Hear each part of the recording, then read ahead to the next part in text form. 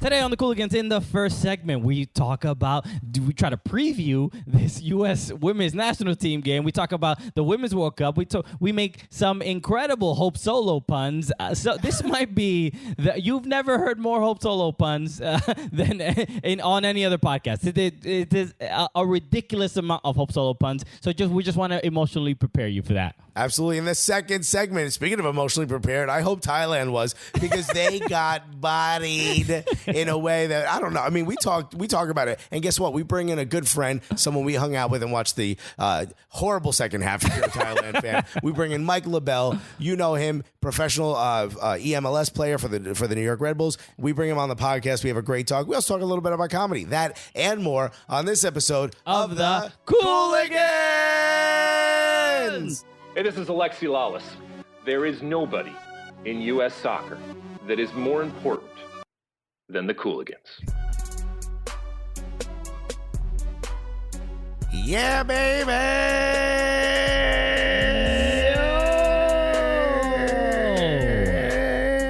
Wow, that was a more hoarse baby than usual. I got, a little phlegm in the throat, okay? I don't know what the hell hit me, but it hit me. Hit me real good. Oh, boy. I was going to make a crude joke about David Ortiz, and I didn't. Well, you basically did. But... I mean, I didn't say it. Okay. So we'll get to that in a moment. Welcome to the show. It might. I don't know if it sounds a little echoey here. I can't necessarily tell. I can't tell either. Where are we? We are in the palatial Polanco estate. We are in Shea Polanco. Yes, we are in my new home. I had to leave. If you guys are listening to this show for the first time, the last month and a half, 2 months of my life have been insane, dealing with mold. Needless to say, we are in a mold-free environment. Yeah. I mean, it's basically a hospital room. Yeah. Right? Polanco built a wall around the mold and said, no more. We're in a bubble. It's a dope space, though, dude. You guys did really well. Yeah, thanks. I mean, it's too far for me to ever come back here again. It's very far but from... I came here once. From civilization. Yeah, this is too much. You have like a babbling brook next to you. That is true. Yeah, it's much more suburban than I'm used to. I grew up in Brooklyn my entire life. It's challenging, but I'm adjusting. So I'm doing my best. You're doing your best. I could see it. You're like me when my wife makes me go like to a store and she's like, "I'll be out in a second." I'm just like, oh. Get fidgety. Yeah, you're like, it's not even anywhere for me to sit. And I'll wait outside. Nope, stay in here. My biggest complaint out of being here, it is very much a suburb, but there is there are a couple of things around here. So there's a deli / pizzeria, which those are always good. Right? Ooh, we should go try it. So I could judge the shit out of it. It's not great. I could have told you that. It's weird to see the pizza being made next to a hero. Do you know what I mean? Yeah. Normally it's going to a hero. That's me, baby. And there's just the. Have you gotten in trouble for calling it a hero out here yet? No. Not a sub. Is that what they call it out here? Jersey is a sub. New York is a hero. But we're also the South Jersey is a hoagie. Okay. And Connecticut is grinder. Somebody just screeched their car to a halt. So, excuse me, I've been ordering the wrong thing all this he's time. Like, girl, we're going to Connecticut. Wait till you see what they got in Connecticut. 6 foot long. So, that's more than a hoagie. Yeah, that's a party. That's what it is. I'll take a foot long, please. Grinder, thank you. No, excuse me, sir. That's not where it goes. Yeah. Oh, we can order double the meat? Anyway, this is a soccer podcast. We promise. We promise. Well, welcome to the show. My name is Christian Polanco. My name is Alexis Guerreros. We are your favorite stand-up comedians. Normally at the top of Madison Square Garden, but not right now. Okay, we're at the top of New Jersey. Yes, son. Literally. Hosting the funniest soccer podcast that you've ever listened to. It's not only the funniest soccer podcast, though. Nah, son, it is. It is that. Yeah, but it's not just that. It's not exclusively that. Nah, because it's other things, and one of those other things just happen to be the gulliest soccer podcast. That's right, and we can announce now, if you're listening to this right now in the New York area, we're going to be bringing that gully. Hell yeah. To Belson Stadium. Right, everybody knows what that is. That is where the St. John's, the university, their college soccer team. That's where they play. But the NYCFC is going to be playing a game there against North Carolina FC. Yeah, U.S. Open Cup. U.S. Open Cup, and we're going to be doing. We're going to be taking over NYCFC's Instagram. Hell yeah! So if you want to be on NYCFC's Instagram, just give us money at the game. No, we're going to be taking over. It's going to be fun, man. We're going to, as they said on Twitter, it's going to get a little gully. Yeah, that's right. U.S. Open Cup retweeted it, too. Yo, we're making everybody in the soccer world start to say gully. All right? We're like, it's like an infection. Hell yeah, It's son. like that, it's that phlegm. It's like the mold. It's like that phlegm that you have in your throat currently. Oh, yeah. Why is it in there? I didn't order a grinder. Or did I? Wait, when did I put a grinder in my mouth? What's all this phlegm in my throat? Anyway, we still on the air? Anyway, luckily, this it's the internet. It's free. It's the internet's free. It's Well, it's not free to access it, but you know what I mean. So right now No rules. We're currently we have the Women's World Cup on television. Sweden is about to play Chile, and we just watched New Zealand against Lose Netherlands. last second. Yeah, it was a really tough loss. So we're going to be talking about the Women's World Cup and some of the games, and we're going to go watch the women's national team, the U.S. women's national team game against Thailand, and we're gonna then our next segment will be us recapping that game. Yeah, because, so you'll hear the second segment will be us after the game. correct. The last time we did this for a national team game was not fun. Not good. If you haven't seen, you can watch. I think the videos on YouTube and in a couple of different places. But yes, the last time we did that was the game against Trinidad for the men's national team, and we were like, "Yo, the first segment was like, this is gonna be fun, man. We're gonna have a blast. All they need is a point, and we're in the World Cup. We're chilling, and then I was like, we could even lose, but I mean, Honduras ain't beating Mexico, so we fine. Let the kids play. and everything that could have went wrong did. And you know what's shocking? I listened back to that episode not that long ago. There's really not that long of a gap between the both segments. So the sharp turn of emotion. It was. I mean, the gap is DJ Step. We interviewed him. Yeah. But it really seemed we spoke to him before the game. So there was positivity there too. Everybody was optimistic. Okay, I wouldn't even call it arrogance. It wasn't even arrogant. It was just like, hey. It was very matter of fact. Okay, this is already a done deal. Yeah. I mean, why are we even talking about it? They're just writing the epilogue of this book. We're done. We're good to go. But no, everything fell apart, and but we do not expect that for the women's side. So, so we're gonna be doing that after this segment, and you can hear about the game. And a lot of stuff to so many dope things to discuss. I don't even know. Let's start the show the way we normally do, by showing love to the people who show love to us. And recently, let's hug those who have hugged us. That's right.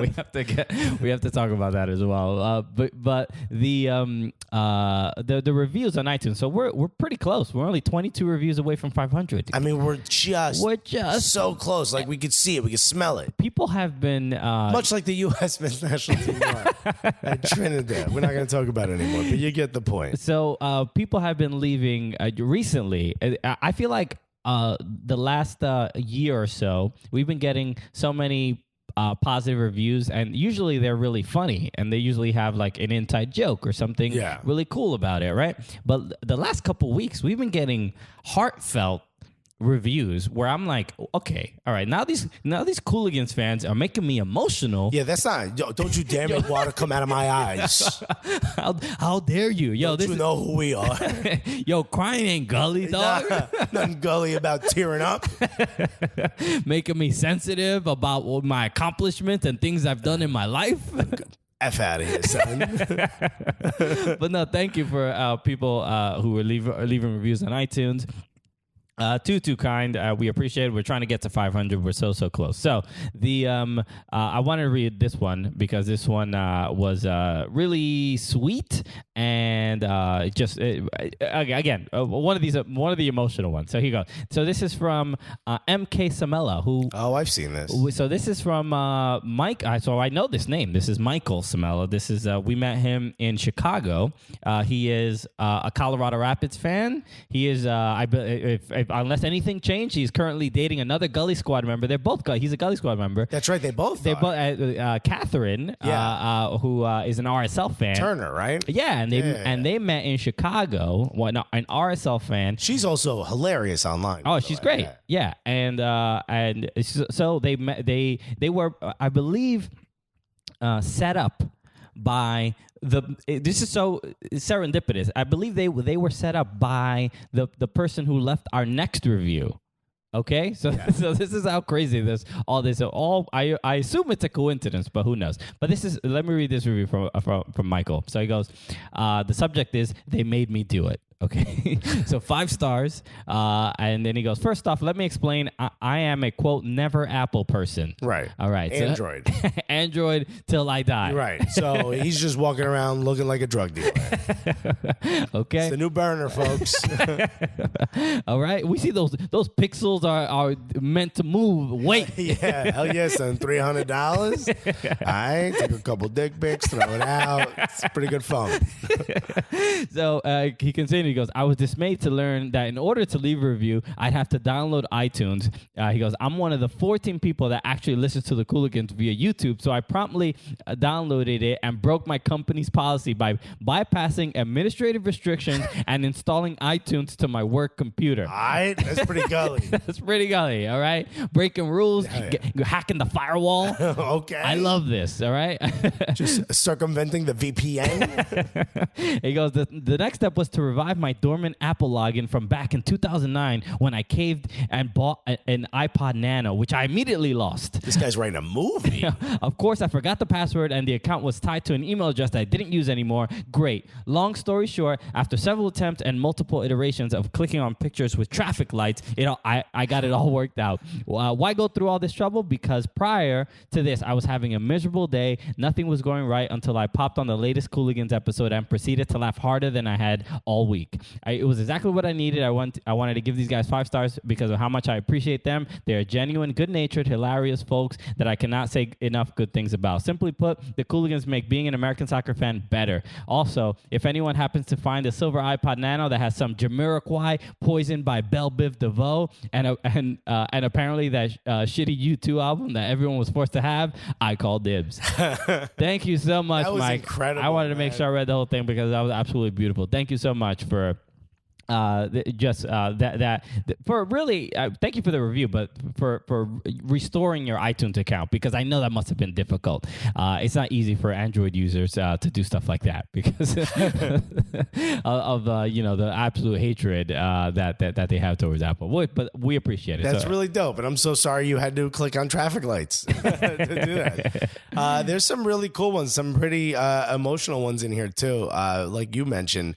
But I want to read this one. This is from 19 Samp F. Okay. And the reason I want to read it is because that reminded me of Sampaoli, the greatest coach to ever walk this world.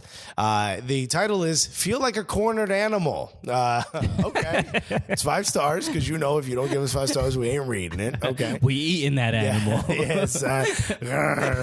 Wesley's got a napkin tucked into his shirt. All right. Not just because I was hazed by audio to write a review, is that even possible? ?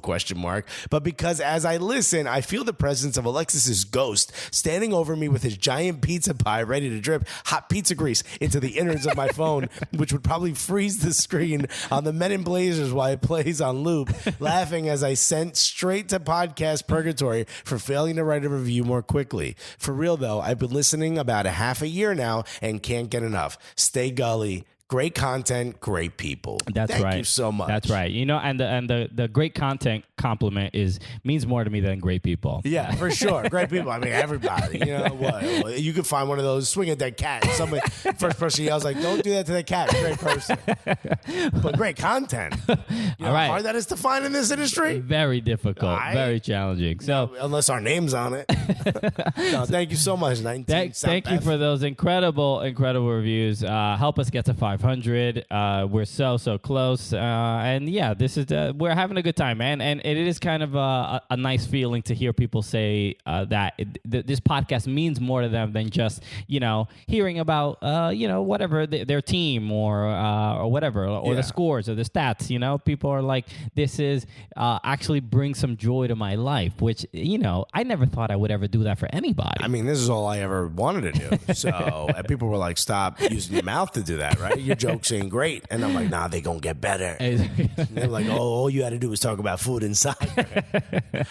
Okay, it's quite the duo. So so thank you again. Help us get to 500 and feel free to leave a review on iTunes. So all right, so let's talk about a couple things, obviously, that are going on in soccer. But and you made the joke about David Ortiz. But yes, if you don't know, David Ortiz, Big Papi of the formerly of the Boston Red Sox, was attacked. He was shot in Dominican Republic, sitting outside at a bar with some friends, and somebody they got off a motorcycle, rolled up to him and shot him. And luckily, he's going to be okay. He is they flew him back to Boston. He's in the hospital there recovering. But it from all the stories I've read, I'm like literally following Dominican reporters, to like get updates, because obviously they were on the scene and knew what was going on.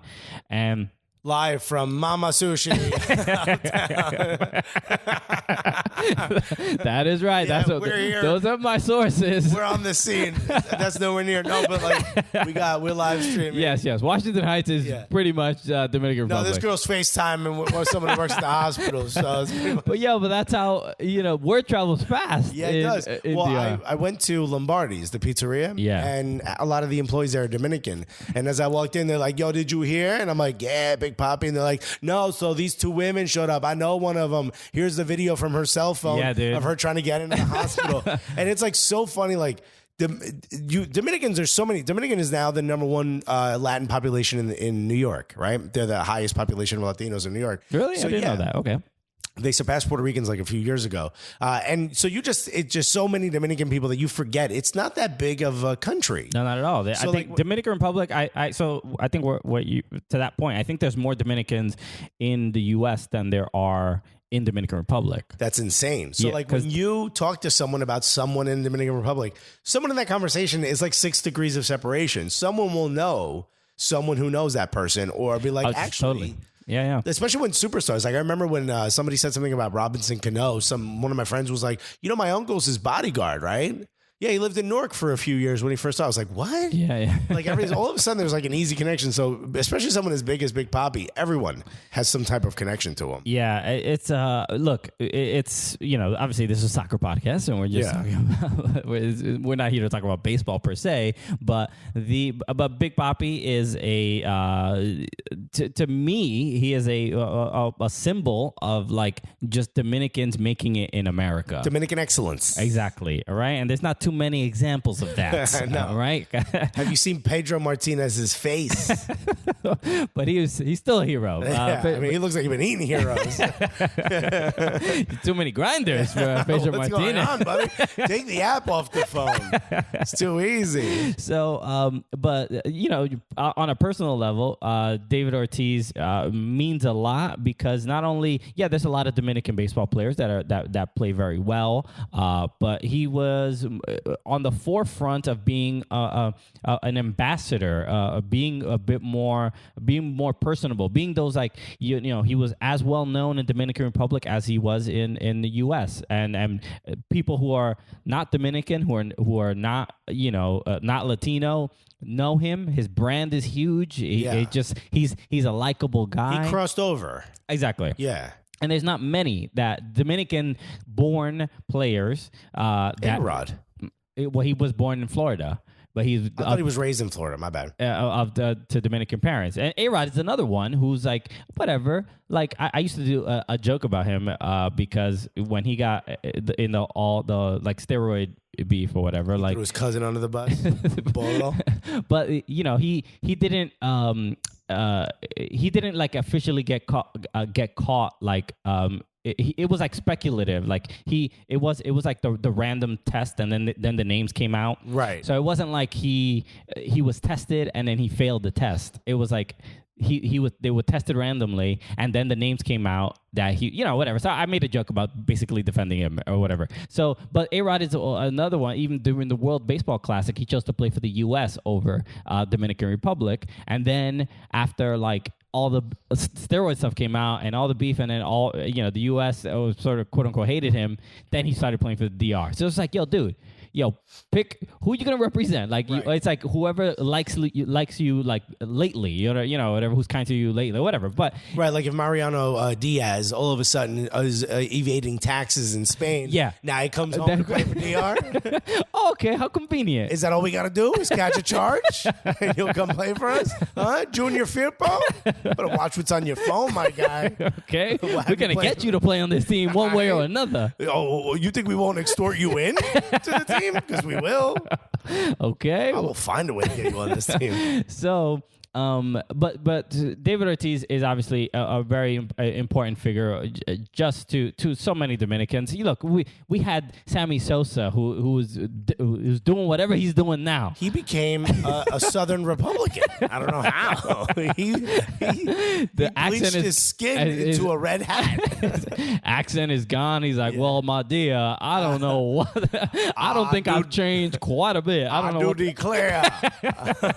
Like Sammy, Mr. Sosa, what happened? Senor, I don't understand. So, by the way, our Southern fans hate when we try the Southern accent. Oh no, you guys love it. Yeah, but the problem is it's too exact. Oh, it's too Yosemite Sam. Yeah. I'm sorry if those are our only references. I thought all Southern people sound like Yosemite Sam. I don't even know if anyone is. Mine was the Rooster. What was the Foghorn Leghorn? What a great name. Whoever named them, those dudes were doing ass. These are our Southern heroes. Yeah. Okay. Build a statue of Foghorn Leghorn. No one will be upset. Replace those Confederate soldiers with Foghorn Leghorn. Foghorn Leghorn. First of all, the joy that comes to me as I say the name alone would change the country. Okay. If everyone else got that enjoyment. Or just put Foghorn Leghorn's head on Robert E. Lee. Yeah. Oh. Beautiful. Get rid of the horse. Have him riding Foghorn Leghorn. Oh, I think you said whores for a second. Get rid of the horse. Anyway. What statues is Alexis talking about? So, look, I'm glad David Ortiz is okay and he's gonna be fine, and it's just unfortunate. And look, and we've heard, I don't know all the details yet, but there's like in Dominican Twitter, the rumors are like that he was hooking up with apparently some drug dealer's girl, and this, I mean, there are photos going around, and she's hot as hell. She's gorgeous. It's maybe not worth a bullet, but you sort of understand why a man could be persuaded. But I don't want to speculate. But even if it is that, even though Dominican men do not cheat, that's absolute fact. But it is, but sure. But if it's not, if that's not the case, it is. It's not. You shouldn't be shooting people, especially David Ortiz. I was making the joke. I'm like, yo, David Ortiz, if he's hooking up with your girl, like you let that one slide. Yeah, you let it go. All right. What are we doing? David Ortiz, he can't even steal second base. You let him steal your girl. I mean, he hasn't stolen much in his life. Yeah, he walks a lot. Why? I mean, first of all, the guy can hit a home run, right? So if he happens to do that against some of the best pitchers in the world, you think you can't do that with your girl? Okay. Okay. You're gonna slide into the plate. All right. Let him slide into a DM. Let it go. So I'm glad he's gonna be fine. It's just generally scary stuff. So okay. So let's talk soccer, and let's talk about. Let's start with the World Cup. The World Cup is going on right now. Like I said, Chile are still currently 0-0 as we're watching this. But let's go. In general, I'm loving the level of excitement for any World Cup, and obviously for the Women's World Cup, the energy is feels different, right? Because it feels, it's not just watching a sporting event. It feels like every World Cup there's a we're almost measuring where the sort of level of interest for the women's game is. Yeah, and I hate the fact that like people, I mean, Aaron put a great tweet out. He's like, World Cup fever doesn't have a gender. You know what I mean? Sure. I hate the fact that so many people feel the need to like take the temperature of how do we feel about the women's game today? You know? Yeah. And like not to his issue. I love what he put, and I love what some people are putting in. I love those comments, but it feels like some people on Twitter or commentators or just journalists are always constantly having to be like, we like it today, right, everybody? Sure. It's like, dude, it's a fucking game. We've been watching it. Yeah. I mean, yeah, there's some times where the level isn't, you know, what you would expect for a World Cup. I mean, but some of these players are playing on their own dime. Yeah. Some of these players have had to train on their own dime. You know, if I see, you know, a game like, Netherlands versus, what was the game we were watching before? New Zealand. Netherlands versus New Zealand. I think to myself, man, if these ladies were treated equally to the men, Yeah. how much more excitement would there be? And it's already at a fever pitch. Yeah.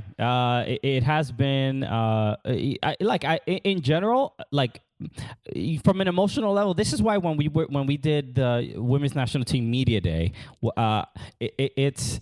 And shout out to Leslie Gideon, who had left a comment about our Women's National Team Media Day video, and I really appreciated it because she said, which it seems like an innocuous comment, right? But she said, I love the video because you treat them like people. You just talk to them. You just talk to the women's national team player like they're people. Because they are. Because they are people. Well, thank you for leaving that comment because that means a lot to us. But we appreciate that because there is a it doesn't have to be, every conversation about women's soccer does not have to be about like, how much are you inspiring little girls? What does this mean? Comparing it to the men, from a emotional perspective of like how we feel about the game and how we feel about watching them play, or like sometimes when they make like social stances. Yeah, I get it. I get like, that. And I get that maybe media day is the day to ask those questions. But for us, it felt a little overdone. Yeah, but I feel like the progress made in the women's game is when the questions about the actual game are boring. And you can just talk about other stuff because all the other questions have been asked. We don't need to know about the formation. We don't need to know about like your mindset going into this game. It's just like, how do you prepare? Nah, we don't care. We don't care. I mean, you eat beans before a game? Like that's what we're. You guys care what Luis Suarez does before a game? No. Like I'm like, whatever. It doesn't matter what he does, but I'm sure he's sharpening his teeth. Yeah. He's just biting on the wood, preparing. He's just like a dog with a chew toy. He's a Uruguayan hero. But he's in the corner. Oh, he's ready. I think Luis smells a hat trick. Yeah. Get him, boy. So, that's sort of where we, like, there's no a necessity to kind of sort of grade how we feel about the game, but realistically, we have to like acknowledge like how many people are watching and that kind of growth, right? Because the England-Scotland game had I believe 6.1 million viewers. It was their most watched women's game. So that's a huge benchmark, and that's something to be truly proud of, and that's like an exciting thing. So all the games, all the games are not going to be as good as others. The quality of some teams is not as high. Just like you mentioned, some teams are just like in the men's side. Some teams are much more have way more resources than others, and you see the difference even more, that disparity between the women's teams. Very much so. Those there's the quality of like the tier ones of U.S., Sweden, Netherlands, right? You see those, England, France, but then you see the Argentina's, which you see the Korea. I mean, they got blown out in that first game. Yeah, they did against France. So that is it's much more visible. So I also had a lot more confidence that the women's national team was going to sort of ride to victory. But seeing how much France is behind their own home team, it's gonna be tough. And they're just really good. They are incredible. Yeah, it's not. But it's not just that they're good, because I think the U.S. is just as good, if not better. But the fact that the entire country seems like they're behind this team, it's like, uh-oh. Yeah, they were. It didn't work with Toronto, but Oh yeah. But yeah, I thought the Raptors should have won that game. What a dumb. Anyway, we're talking about every other sport. You want to talk about NFL next? NFL draft. Yeah. No, so let's start with that first game real quick. So France did win 4-0 that opening game. And so watching some of these teams, you watch them based on, and all I'm thinking about watching them, I'm like, all right, who's going to compete with the U.S.? That's really what I watch. I'm like, how does the U.S. stack up against them? And the main concern has to be for France, Wendy Renard. So she's the center back that is she's just taller than she's just so tall, and she's just a beast. She's like Liverpool's Van Dijk. Van Dijk. So a lot of people are comparing her to him, but it's more to me. I compare her more to what his name, the tall dude that played for England. Not Peter Crouch. Peter Crouch, yes. Yeah? Yes. She's so much taller than every other player that it's like she has a huge advantage. And she's also like incredible on the ball. And she could just head the ball. Wildly athletic as well. I mean, she's a special player. And also, you kind of don't know, do you try to get her out of position? Do you try to go around her? So I'm thinking from the U.S. women's national team, we're like, who's going to mark her or whatever. Then I'm, as far as height, Lindsey Horan, Sam Mewis maybe can put a body on her. Mewis is really tall. Yeah, so those are the two that I'm like, okay, they can they could at least negate some of her best qualities and stuff like that. Or bring in Ashlyn Harris as a striker. Why not, right? Yeah, come on. Get Hope Solo in there. But she's got some choice words for the team. Anyway, we'll talk about Hope in a second. But we have to. There's a player on France who it was. To me, the standout, Delphine Cascarino. She was the one that was just on the. She's Tobin Heath. Yeah, she's just Tobin. She's just all day, just cutting up these Korean ladies. These poor Koreans. Feel bad for these cool little Korean ladies. They're like, why do my ankles hurt in areas they've never hurt before?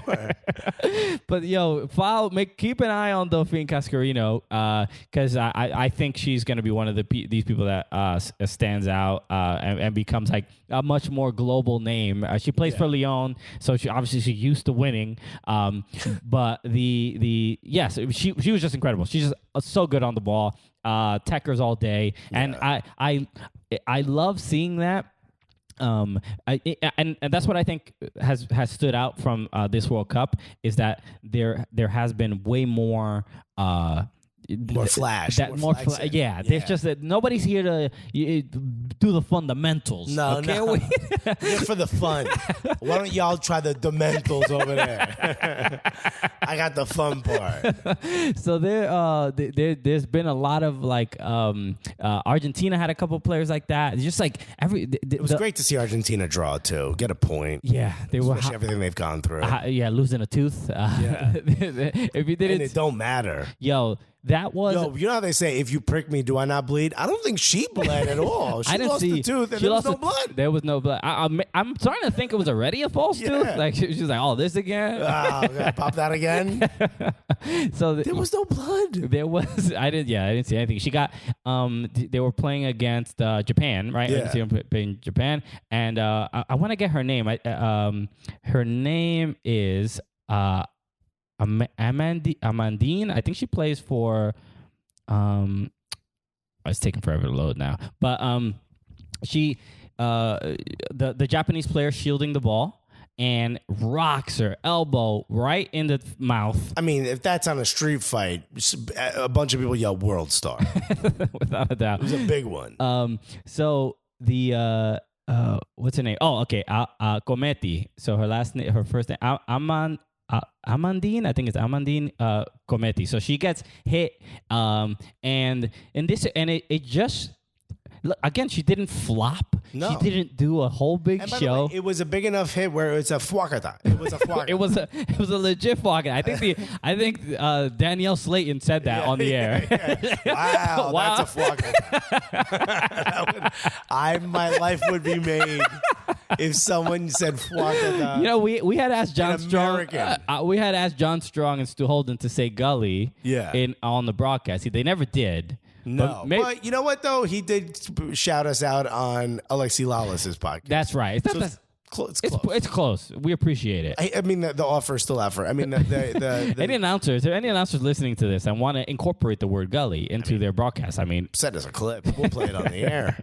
Okay, there's no reason to not do it. So, yes. So she didn't make a big scene out of it. She looked at the ref. She smiled and it was like, "Hey, you see, You didn't call it. You didn't call it. You didn't say anything." Yeah. But she did get rocked and then got off the pitch, put on a mouth guard, back in the game. Nothing. No complaints. Why do you need it at that point? You already lost the tooth. Lighten the load a little bit. Too late. You know. It's like if you lost your dog on a road trip. Get rid of the dog stuff, you know what I mean? Lighten the load a little bit.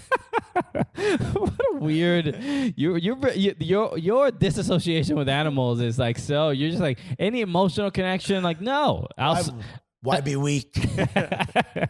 They just holding you back. They don't want you to be successful. Everybody knows that about dogs. Yeah. I'm not the first to suggest it. I was dog sitting recently for the first time. I never did that. And I never spent a consistent amount of time around a dog. And it was, I didn't realize how emotional dogs could be. I honestly, I had not been around dogs long enough to realize that they are very much like human beings, that they clearly emote. They clearly, like, the dog didn't want to eat because the owners were away. It was my girlfriend's sister and brother-in-law, and it literally was like, I'm not eating because I miss my parents. Yeah. You're not the normal one. Yeah, it just seems like, so like, yo, dude, like, this is a bad idea. You need to eat food. Yeah. Hunger strike? They're coming back. They're coming, but you're really barking up the wrong tree, literally. Yeah. Legitimately.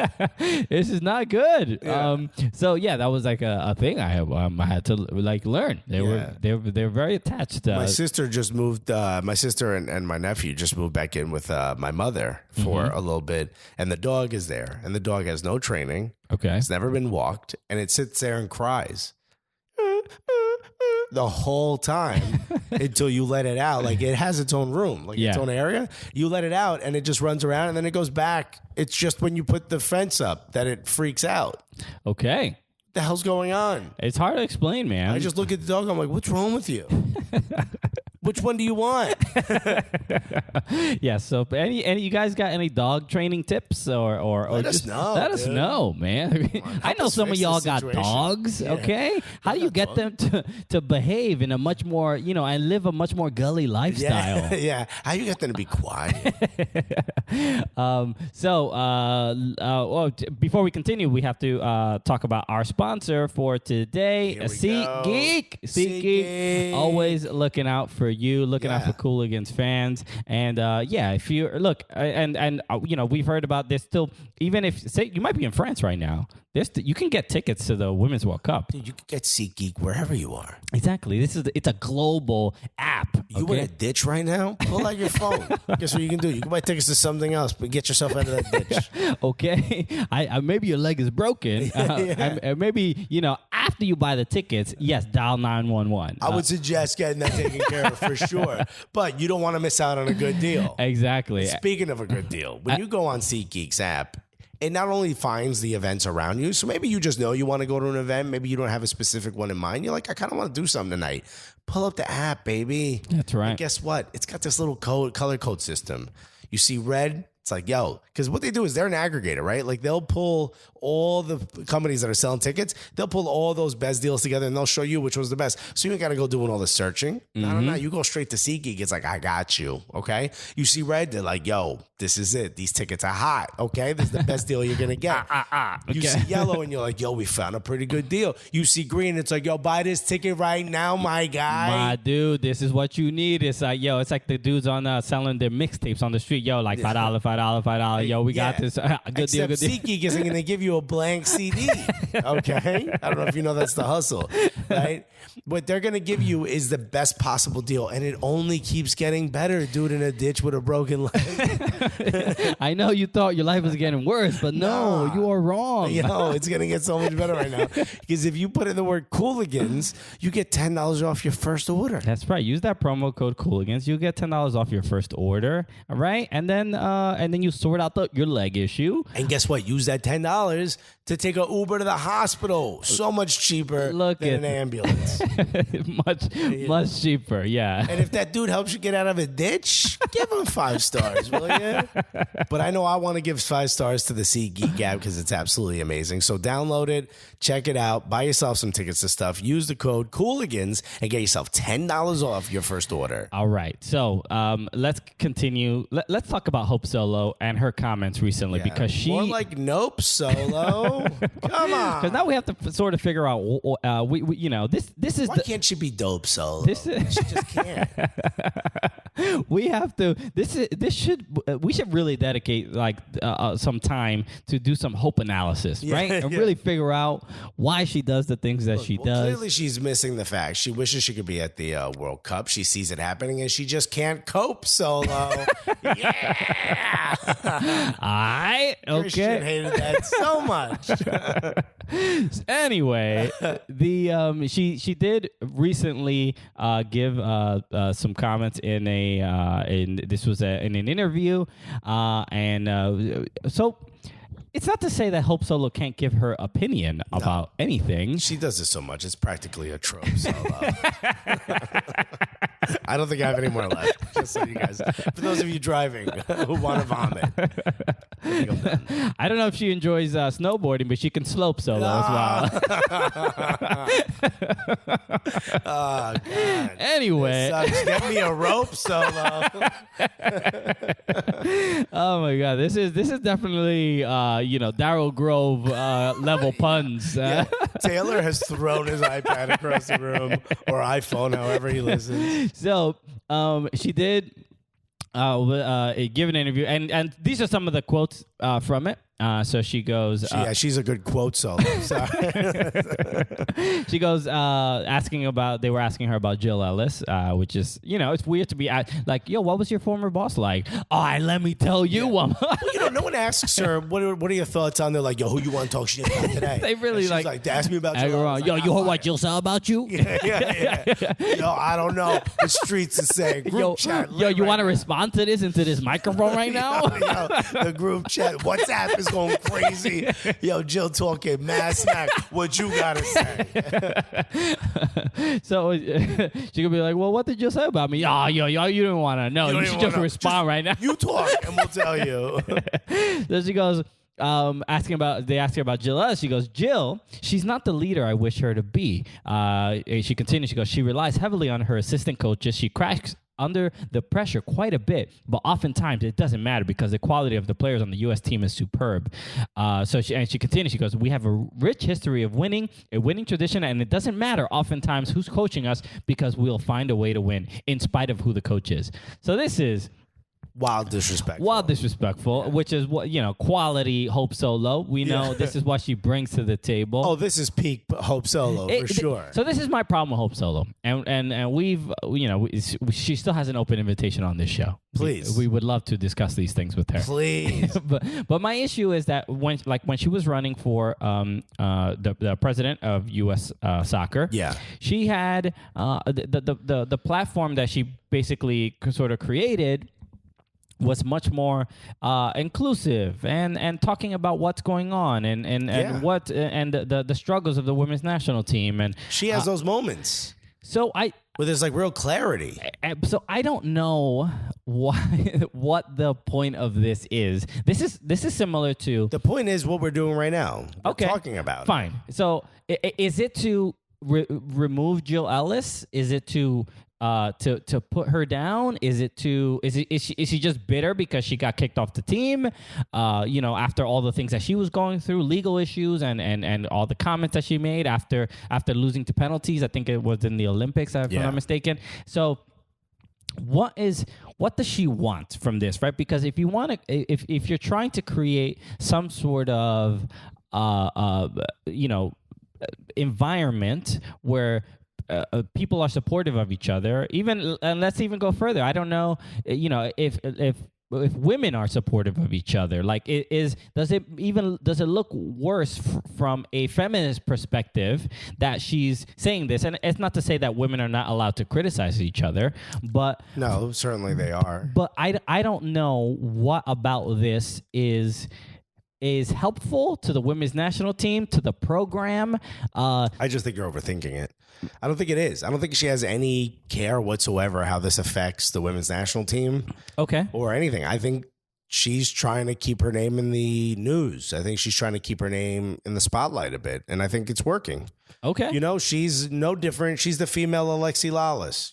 She's no different. Alexi's just going to say some egregious shit to get his name out there, and then you meet him and talk to him in person. You're like, God, you're fucking amazing. You're one of the nicest people you'll ever meet. But like, he separates his personal life from the entertainment business, and that's what he sees himself in. I think Hope Solo, to some degree, same thing with a bit more of an angry edge. She has a bit of a chip on her shoulder for the way that she's not been included in the team, the way she was sort of removed from the team. Okay. And I think because of that, she says stuff like this. So when I see it, I kind of laugh. Like, it's almost like, why are we talking about it? Like, I get why you and I are talking about it. I get why. Why would you ask her about Jill Ellis? You're not expecting her to go, great coach, and I think they're going to win. You know exactly why you asked her about Jill Ellis, whoever it is that did this interview. Yeah, but I don't know. I guess it seems like she has no real interest in ever being a part of U.S. soccer in any official capacity, right? I mean, there's you're gonna throw the current coach under the bus, and it's not even it's very specific, and mean. Like, she's not a good enough leader. She provides nothing. She's not important. Like, yo, dude, that's as offensive as it gets, without like swearing and then talking about Jill Ellis's mom or something. Yeah, you get rid of her tomorrow, wouldn't change a thing. That's basically what she said. Yeah. When a lot of people were saying this about Klinsmann back when he was in Germany. It's all Jurgi Low, Mm-hmm. And part of that was proven right, and part of that was proven wrong. But I don't know that something like this will get people talking. I don't think people will be like, oh, is Jill Ellis not good enough? Maybe if the U.S. doesn't perform well in the World Cup, this could be one of the points of evidence of talking about whether Jill Ellis should remain in her position. But people don't. I don't think people take Hope Solo that serious. Which is a shame, because I think she offered a lot to the women's program. I mean, but what she says is in Bible. It's not like she's the Pope Solo. Sorry. I know everyone listening was like, come on. Come on. Come on. Okay. You know what? I like that one. That one was good. Thank you. I appreciate that. If I get one a week, that's pretty good.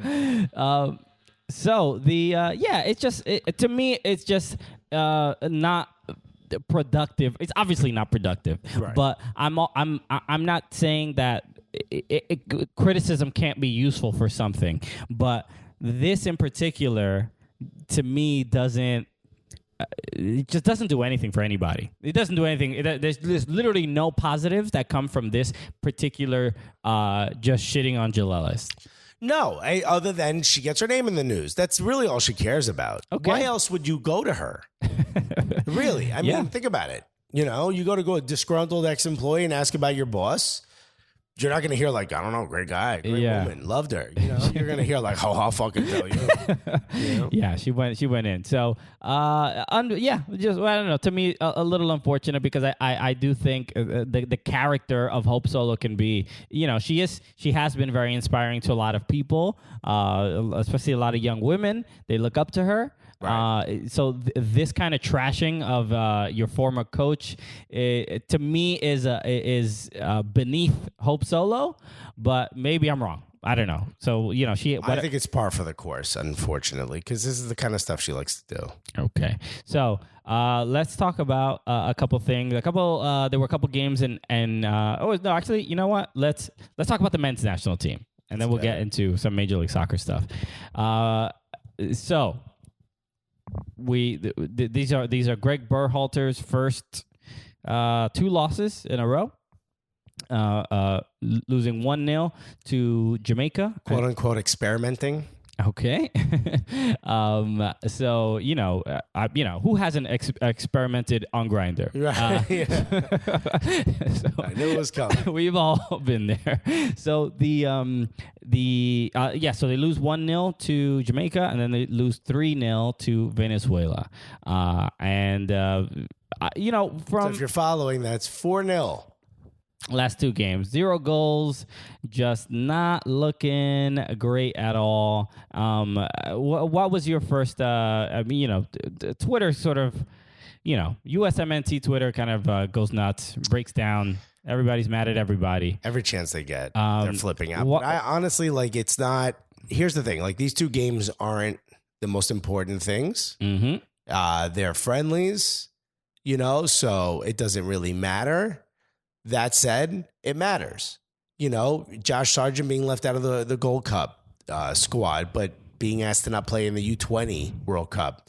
All these little decisions, they all creep back up, these little losses, and it's all compared to what? How Mexico's doing in my eyes, because they got Tata Martino, which we had a chance at. Maybe we didn't. Maybe later on down the road, we find out he wouldn't have taken the job.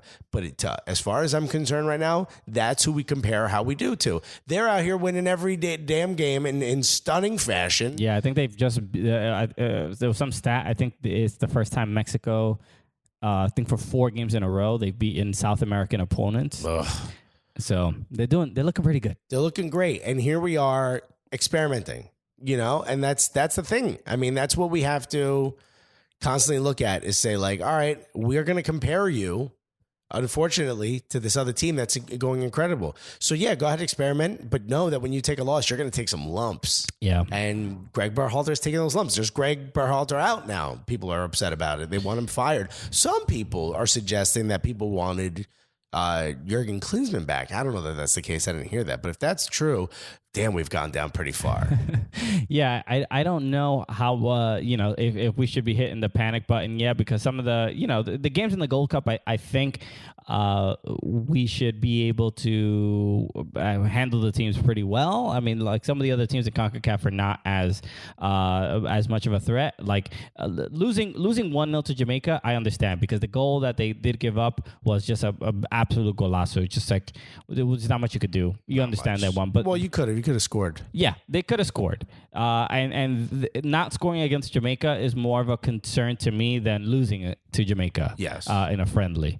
So I don't know how I'm sort of worried or afraid to be. I think at some point Greg Berhalter was going to lose games, and we would have to. I think the response to him losing is what I kind of analyze more rather than the loss itself, because we have to kind of decide whether we kind of have faith in him that he could fix things and really just frankly get us to the World Cup, right? That's really all anyone is asking of Berhalter.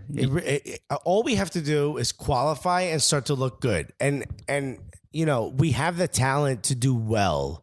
But it just seems like we need a system. You know what I mean? And I understand that that's easier said than done. I understand how hard that is to find a system that fits all the players you have where they each can shine in it. But it just seems like it feels like we're at the beginning of the cycle. And we're 2 years away, and we have to look good in the Gold Cup. I don't know if we have to look good in the Gold Cup, but I will say that the lineups... People will stop caring if we don't look good in the Gold Cup. Nobody's going to stop caring. I think people are going to stop caring. It's because already people are too mad to stop caring. People are already putting up this is the last men's national team game I'm ever going to go to. Okay, that's different than caring about it. the tickets are expensive to watch them lose. That's tough. It's not fun. It's tough. But the choice is to put up Josie Altidore or to exclude Josh Sargent, but include Jazzy Zardes and Josie Altidore.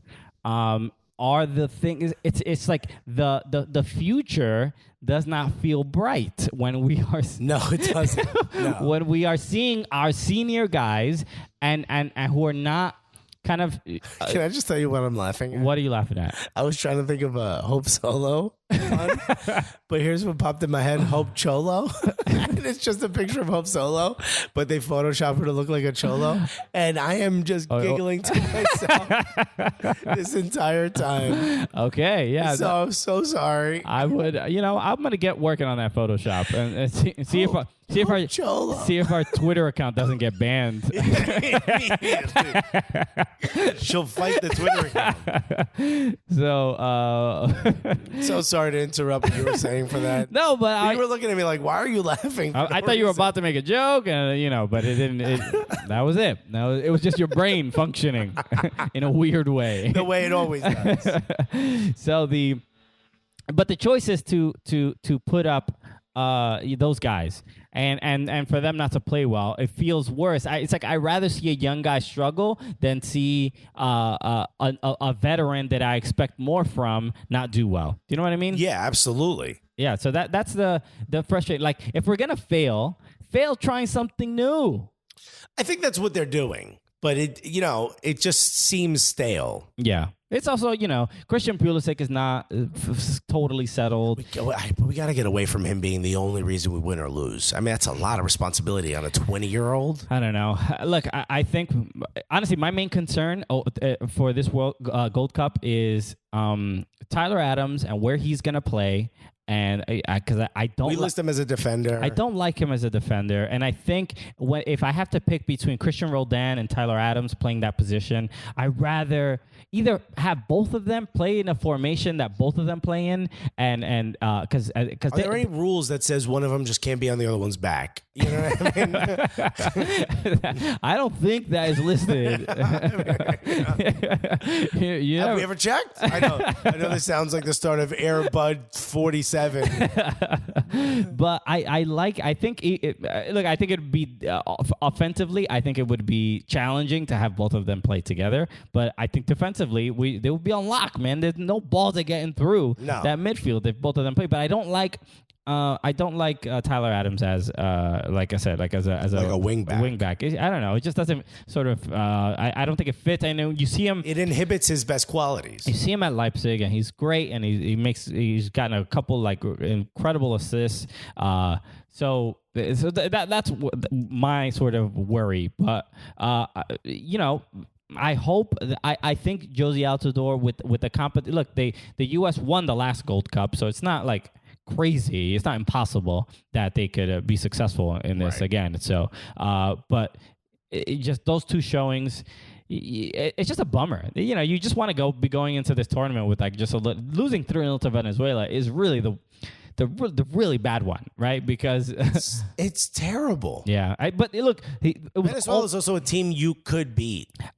Even like when Sarakin was like not changing much and sort of keeping the old guard. So Venezuela is a team you can beat. Yeah. The who was it? Omar Gonzalez, I think, started this game. Like, there's some choices that are just like, yo, how is Omar Gonzalez getting a spot in the Gold Cup? Like, please don't. That can't be the right decision. I mean, I like the fact that we have some veteran leadership, but you're not the guy who did the own goal. It's just anybody. Can you get somebody who didn't do the own goal, but they maybe played in the game but didn't do the own goal? It seems like there might be a few other players. So what are you gonna do, man? It's just like a 3-0 is just a bit concerning. So a couple of let's talk about when does the Gold Cup start? This weekend, right? Or next weekend? Soon. Starts real soon. So keep an eye on that. So let's talk about some stuff happening in MLS. We have to start the 15th is the first game. LAFC Cuba versus Mexico. Oh boy. should have been DR, but it's not. Let's talk about LAFC real quick because they seem to be making moves. There's a lot of rumors. They are just so stacked. Andre Horta. Horta's gone back to Braga. But he came from Benfica, but he was loaned to Benfica from Braga. From Braga. He was loaned to Braga for some point. So he sold back to Braga for $2.5 million. Yes. Plus 50% off 50% of any future transfer fee, yeah. right? So if you don't know Andre Horta, you probably don't because he didn't play much. You could be an LAFC player. You probably don't know him. You could be one of the assistant coaches. You probably don't know him. Yo, does this guy belong? Yo, you got a badge? Yeah. Bro, you need to go to will call before you come in here.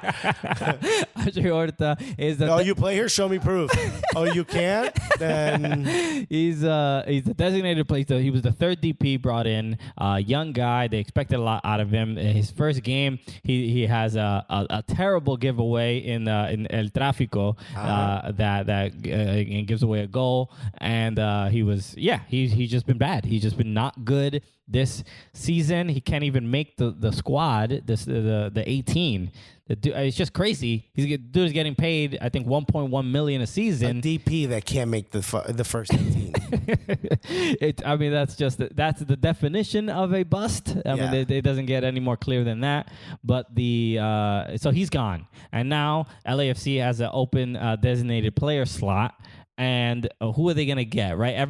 They're first and they're leading in the supporter shield. By a lot. They're doing well. They seem like stacked as it is. Yes, they are stacked with Carlitos Vela, who seems to be doing a lot of the heavy lifting. But, as long as he doesn't get fouled 400 times, he seems to be doing okay. Yeah. Diego Rossi's doing pretty well. The rest of the team looks amazing. So people were asking, like, who are they going to bring in this summer? What's going to happen? The rumor is, I don't know how... definitely still speculation for now, but it seems to be have been rumored and reported in Italy that Daniel De Rossi is going to be leaving Roma and going to LAFC. And this he's not as young as Horta, right? He is 36 years old, but he is a legend in Italy. He's a legend for Roma. He's been there a long time.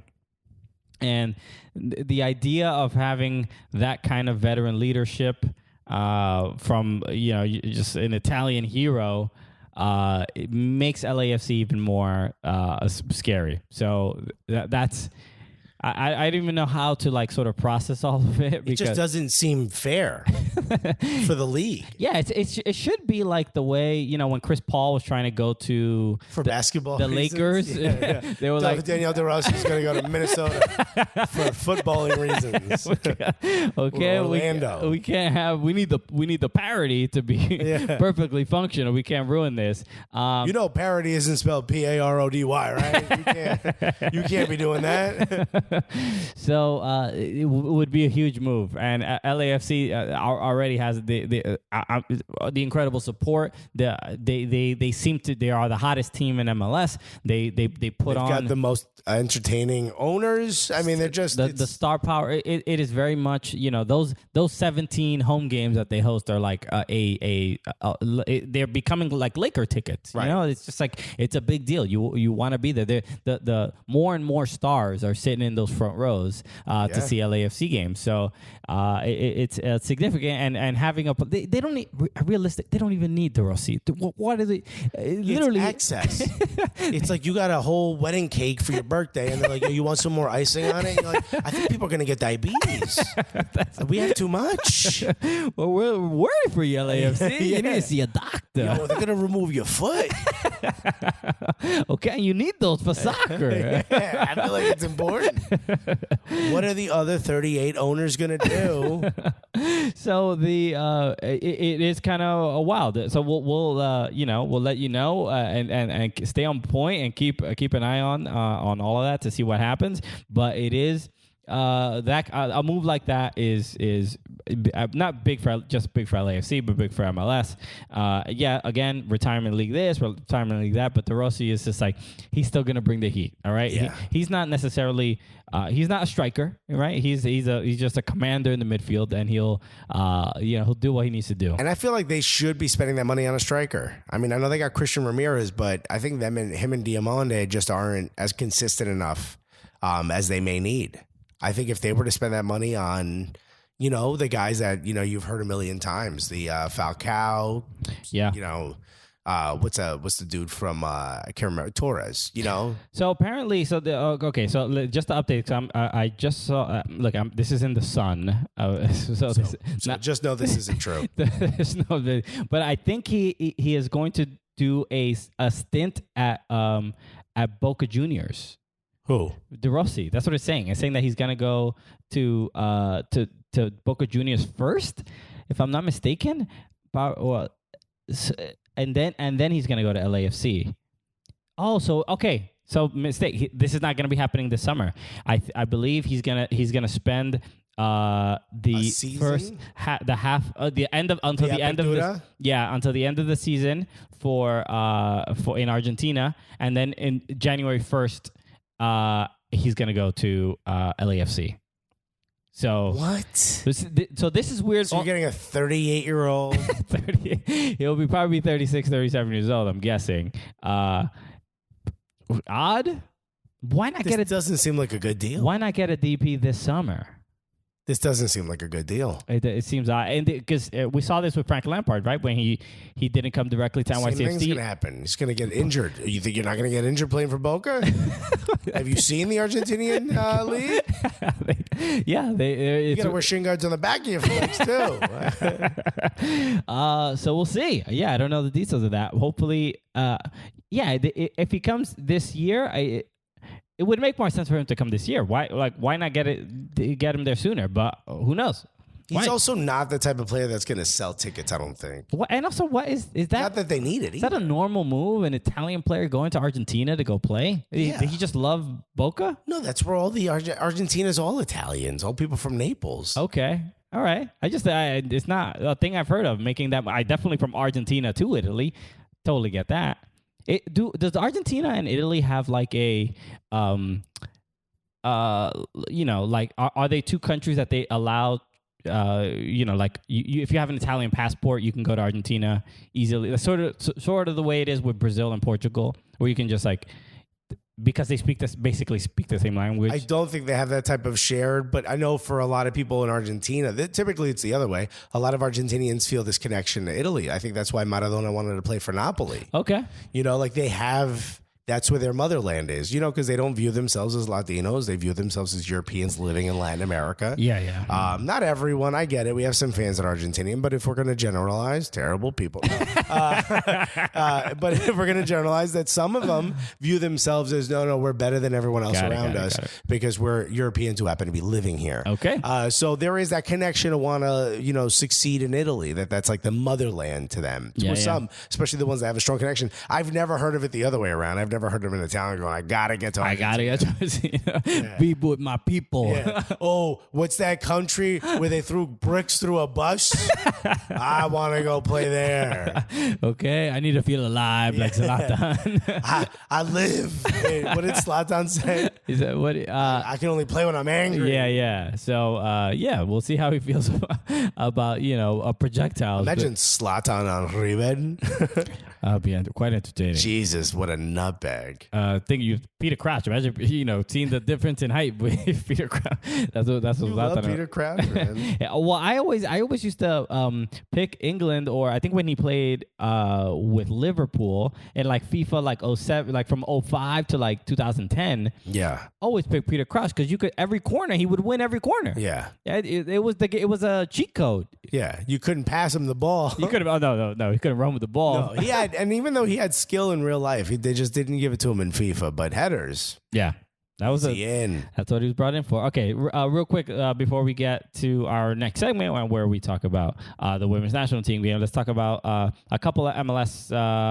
Let's talk about one in particular, this MLS match between the Philadelphia Union and the New York Red Bulls. This was a sight to behold because Thailand Energy Stadium was sold out. You know, we're not used to seeing Philadelphia Union games just absolutely packed. But it's also because they're playing well. You know what I mean? Yes. It's, the Rebels aren't a big road draw. You know what I mean? It's not like there's a superstar that everybody came out to see. Even credit to the Rebel fans. There were a lot of Rebel No, there's a lot support. of Rebel fans there. Yeah. But what I'm saying is there's not someone on the Rebels that casual soccer fans feel the need to come out for. Do you get what I'm saying? Sure. So it's not like Zlatan with LA, or maybe Carlos Vela, maybe. The Rebels are a good team to come watch, but that's not what's getting people's asses in the seats and on the road. But wow, what a game! What a day at the stadium! Yeah, Rebels go up 2-0. So it's looking, especially Philadelphia is the best team in the Eastern Conference as far as they kind of bounce from first place between DC United from time to time, but I would say Philadelphia Union have been the most consistent team this season. Yeah, and to go down 2 at home, I definitely did not think they would be coming back from that. I don't picture the Rebels allowing 3 goals in 10 minutes. Yeah, I think the announcer said it's their biggest comeback of the season, which isn't hard to imagine. That's a really big comeback to come back from. Yeah, but we can't talk about this game without even though there were great moments. Brian White got that great chip over Andre Blake. Yeah, Brian White's he's not the same striker as BWP. No, but he's a bit more of a bruiser. He's not as fluid. Yeah, but the kid does have a nose for goal. He does. We saw it a lot with Rebel too. He was great there, and I think he's still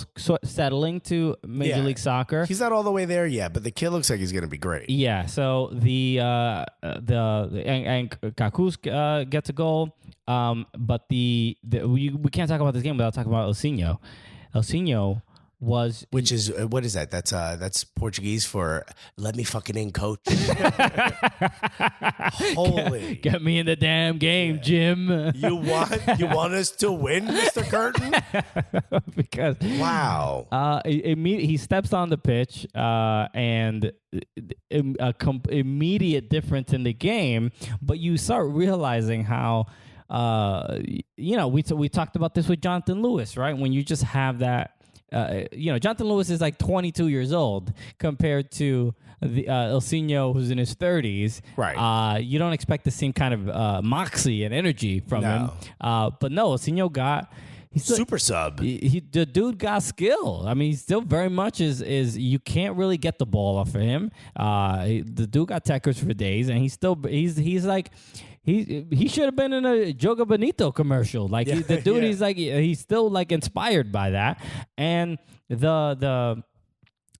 gets the assist to like what 40 seconds after coming in. He's like pretty much immediate. To Hamido Monteiro, and then he gets the goal, the double nutmeg on Connor Lade, and I don't know who the other defender was, but I'm not sure. It's just I feel bad for guys. I know Rebel fans, they get so frustrated with Connor Lade because they hate seeing him get burned because he's not he's just not the strongest defender. Right. And but he's always in a situation where he's getting burned. It's like something always happens. But there were 2 defenders on Elsinho. Like at that point you got to give him credit. It was just great.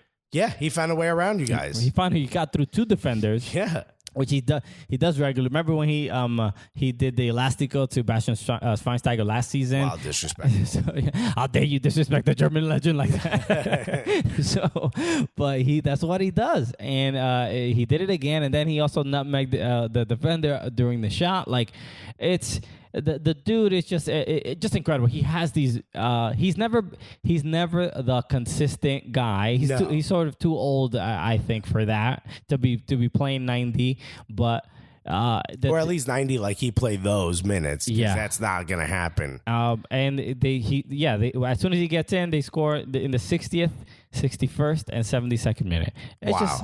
And look, and then Monteiro takes the penalty. Robles saves it, and of all people, the slowest man on the pitch. Yeah, the oldest man. The oldest man. Ilsinho is the one that gets to the ball first and hits it in. So, what an incredible difference maker. He was MLS Player of the Week, which is completely understandable. And it was a good game overall. It was a fun game to watch, and soccer games where people like if there was anyone watching this who isn't a fan of soccer, this is the type of game that would get you into the sport. Yeah. Because it's back and forth. There's emotion. The crowd's going nuts on both sides. It's a fun time. Yeah, it was fun to see. Even I had seen this on especially that celebration that Ilsinho does. The little running in place. It's a fun one. The Bedoya also was like kind of losing it towards like Santa Ben and the whole area and stuff like that. Like it's you know what? Philadelphia has been through a lot, when it comes to soccer. And it's nice to see them successful. We were making jokes about Jim Curtin getting another contract, and we're like, what are they doing? They didn't have the best of seasons. But now I think that there's real expectation for the Philadelphia Union from the fans, and not just make the playoffs. Now it's like actually, right? Definitely start strategizing now. Win, get out of that first round. Yeah. I think there's a real if Curtin doesn't meet those. Do you think he should try? Because you're not going to win Supporter Shield. No. Unless LA completely falls flat, right? Mm-hmm. You're probably not going to win Supporter Shield. So you don't have to burn your team out to try to win that and then go into the playoffs, exhausted, right? But they do want the first seed. That's the thing, right? So they're playing for the first seed. If you were a coach, would you go, let's play for that first seed, or would you go, you know what? Let's just get in the playoffs anyway. No, you got to go for the first seed. I don't think so. I believe because you get a bye. No. You do get a bye, but I believe that this season, the first place in the Western Conference and first place in the Eastern Conference gets a spot in the Champions League. I believe that's the rule now. This is they keep changing. They keep changing it, but this is the readjustment, because remember last season was the most points out of the last two seasons because they had changed the format. Right. So this is now the normal standard is going to be Western Conference, Eastern Conference champion, Supporter Shield. All right, so there's certainly a consideration you have to put in there for that, but I'm thinking, rest some of your key players. Get some minutes for your bench players, your subs that will be probably playing minutes in the playoffs if needed. Get them some active game time. Work on a couple circumstances. Hey, remember the U.S. women's game we saw where they're like, hey, what if we go down to 10 or 9 players? What are we going to look like? Let's play that formation now and see how we feel. Yeah. Tobin Heath playing center back and sweeper. You know what I mean? Like things like that. How do you do that? Do you do that if you're Philly, or do you go, balls to the wall, keep your foot on the pedal, try to win everything you can? Yeah, I think Philly's going to have to. The scenario that they're going to be in is going to be too. They're not going to have, unless they have a incredible point gap between them and like the second and third place team, which is probably going to be like DC United. Or they're going to be battling every game. Yeah, so I don't think it's going to be like an easy season for them. So and the Rebels are the ones that are sort of rumored to be bringing in that Romanian dude, the forward, Florin Tanase. Yeah. Tanase. We'll see. Yeah, for $5 million. Okay, make your move. So which means what? What's up with BWP? Is he getting traded? Yeah. So I saw that you had tweeted this, but I didn't hear this. So this week in MLS, which puts rumors up, but they do a good job. They got like 33,000 followers. Okay. They're the ones who put up that whole thing about Florin Tanase that I just read. Remember the kid we liked on Eredanio? No, I don't remember that. You remember the kid? He was like Jimmy Marine. His face yeah, in the Champions League. Yeah. FC Cincinnati is reportedly buying him. Okay, so but this BWP rumor. The rumor is that he's being shopped around. That'd be a weird move. And also, no one denied it. Okay, no one came out and denied it. I don't know that would be a weird move. The guy hasn't played. I mean, I assume he's been hurt, right? Was dealing with an injury. Yeah, but that's why I put like the only person to ever stop him from scoring is Chris Armas. I mean, look, I'm not gonna put it past the Red Bulls, right? They got rid of Sasha Klefshin, they got rid of Dax McCarty, they get rid of their big players. Like when it's time to go, they move them to a farm upstate, right? Yeah. Hey, sorry, kid. Yeah. So What's that large shoebox for? So look, we're not gonna put it past them anymore. I'm done being surprised by the moves that is the their Red Bulls. System. Yeah, That's it. it is what it is. Menudo, you're too old.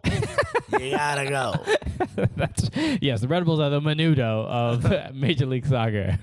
So, but okay, if they make the move, it's still you still believe he has a lot to offer. Yeah, if they think somebody else can replace him, I think another team should take him for a year or two. without a doubt. I think he'd be great on LAFC.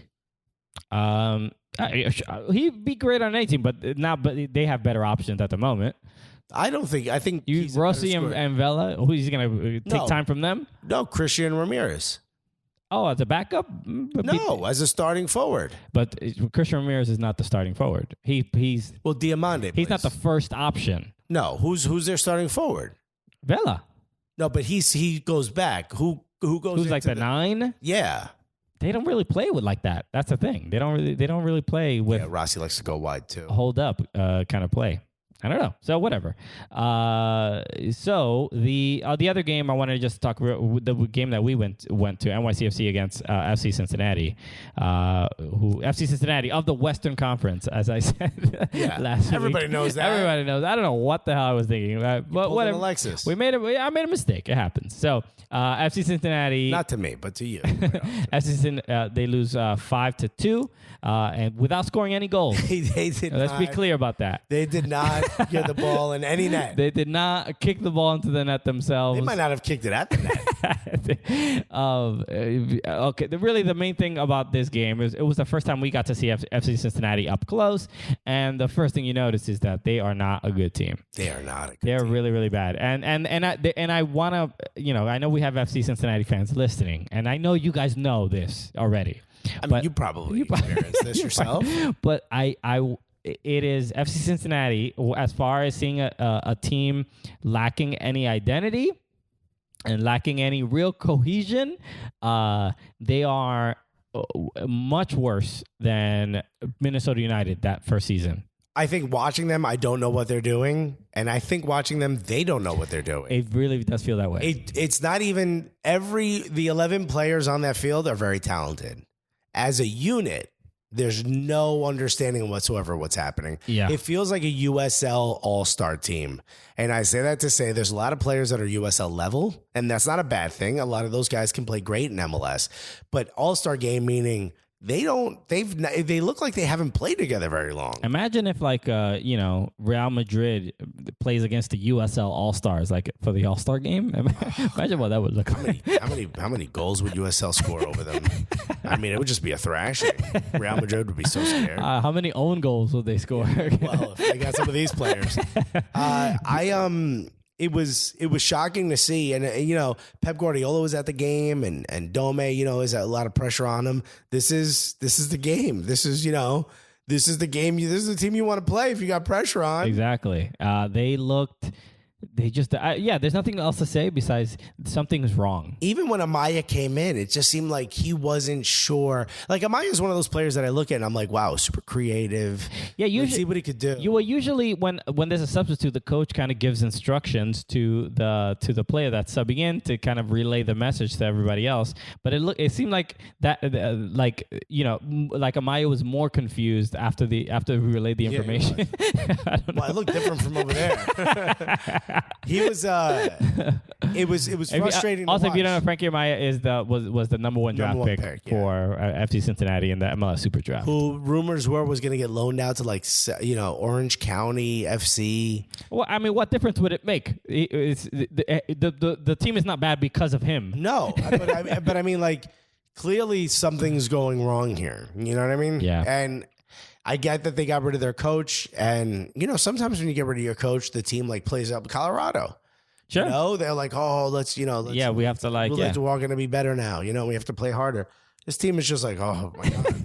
Can we end the season now? Mercy rule? Yeah, it's unfortunate. What sucks is like, man, that fan base is amazing. Yeah, what's been going on in Cincinnati, we've talked about it a bunch, and it's beautiful to see. This is no different than what Minnesota went through the first season, you know? I mean, I think it's worse. It is worse, sure, but it's no different in the sense that, like, you know, incredible fan base deserves better. They just need some direction. They really do. And it's like, you know, I don't want to call ourselves like soccer experts or you certainly know, not. We wouldn't call ourselves. We would call you guys do, and that's amazing. But we would. but even as you know, even as a layman, you sort of see you're like, yo, something is wrong. Especially comparing them to NYCFC, who have such a clear vision and understanding, and every there's a teammate system from top to bottom. Every player knows exactly where the other is gonna be. They know the style of play. There's a clear understanding, and when you see it laid next to that, you're like, wow, something's up. It's unfortunate, but it reminded me of like when a buddy of mine opened up a pizza shop, has no experience with slice shops, and a professional pizza shop like sort of guy who like opens up pizza shops all over the country went to the shop to visit. He was like, wait, who told you to do it this way? Like in a nice way. He was like, that doesn't go here, that goes there. And as soon as he made a few changes, everything started running way more efficiently. He was like, of course not, because you're going to do this and then you want to hand it off. So why is that guy all the way over there? You got to bring that guy over here. And then he looked in the walk-in fridge and they were like, we don't have any more room in our walk-in fridge. And he was like, who designed this thing? And literally 10 minutes, this guy's on vacation. 10 minutes later, he moves stuff around. Half the walk-in fridge is empty. And he's like, of course you don't want to put that back there. And why would you do that? It was just those simple changes. Yeah. That's what they need. They need someone to walk in and go, okay, hold on. Yeah, it's like bar rescue, but for FC Cincinnati. Yeah, soccer rescue. John Taffer comes in and just yells at you, shut it down, you're going to make somebody sick. Like, what?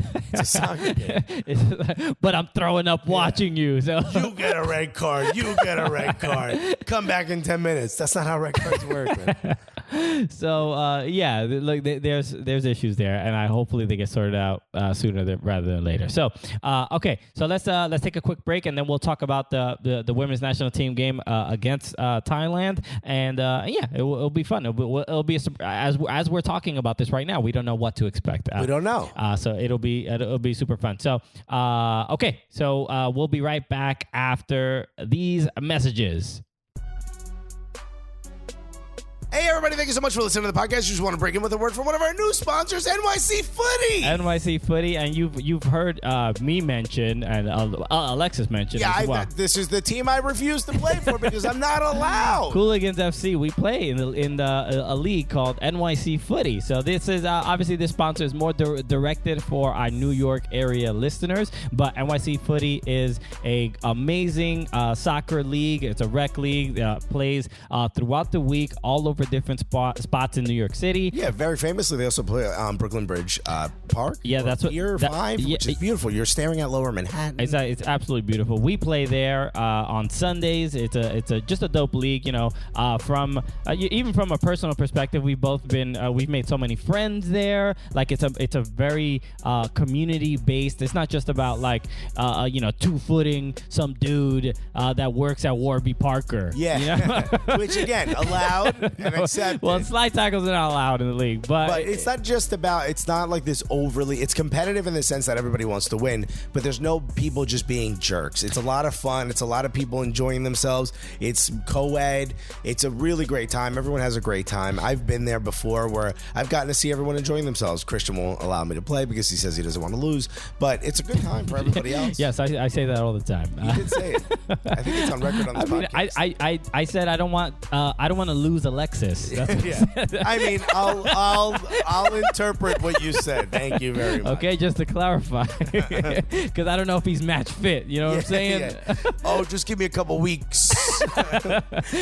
700 weeks. But NYC Footy is sponsoring today's show, so make sure and you get a discount. And you get a discount. So if you guys want to go play in a league, say you're in the New York area, you're looking for a league to join. That's chill. That's fun. You want to make sure you get to work on Monday without an injury.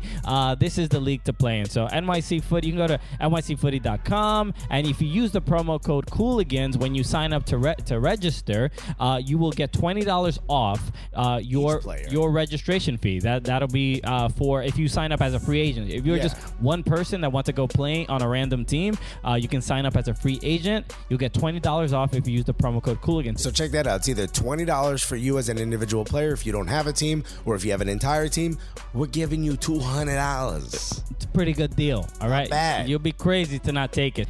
They have leagues in Brooklyn Bridge Park, in Chinatown, East River Park, in Astoria, Queens, and East Williamsburg, in the Upper West Side, in Chelsea. So there's a lot of options. No matter where you live in the New York area, you can find a place to play. Absolutely. I mean, look, you can hear we're setting off alarms in the background. Okay, the cops are like, "Yo, this deal might be illegal. It's too hot. We gotta get the fire marshal up there.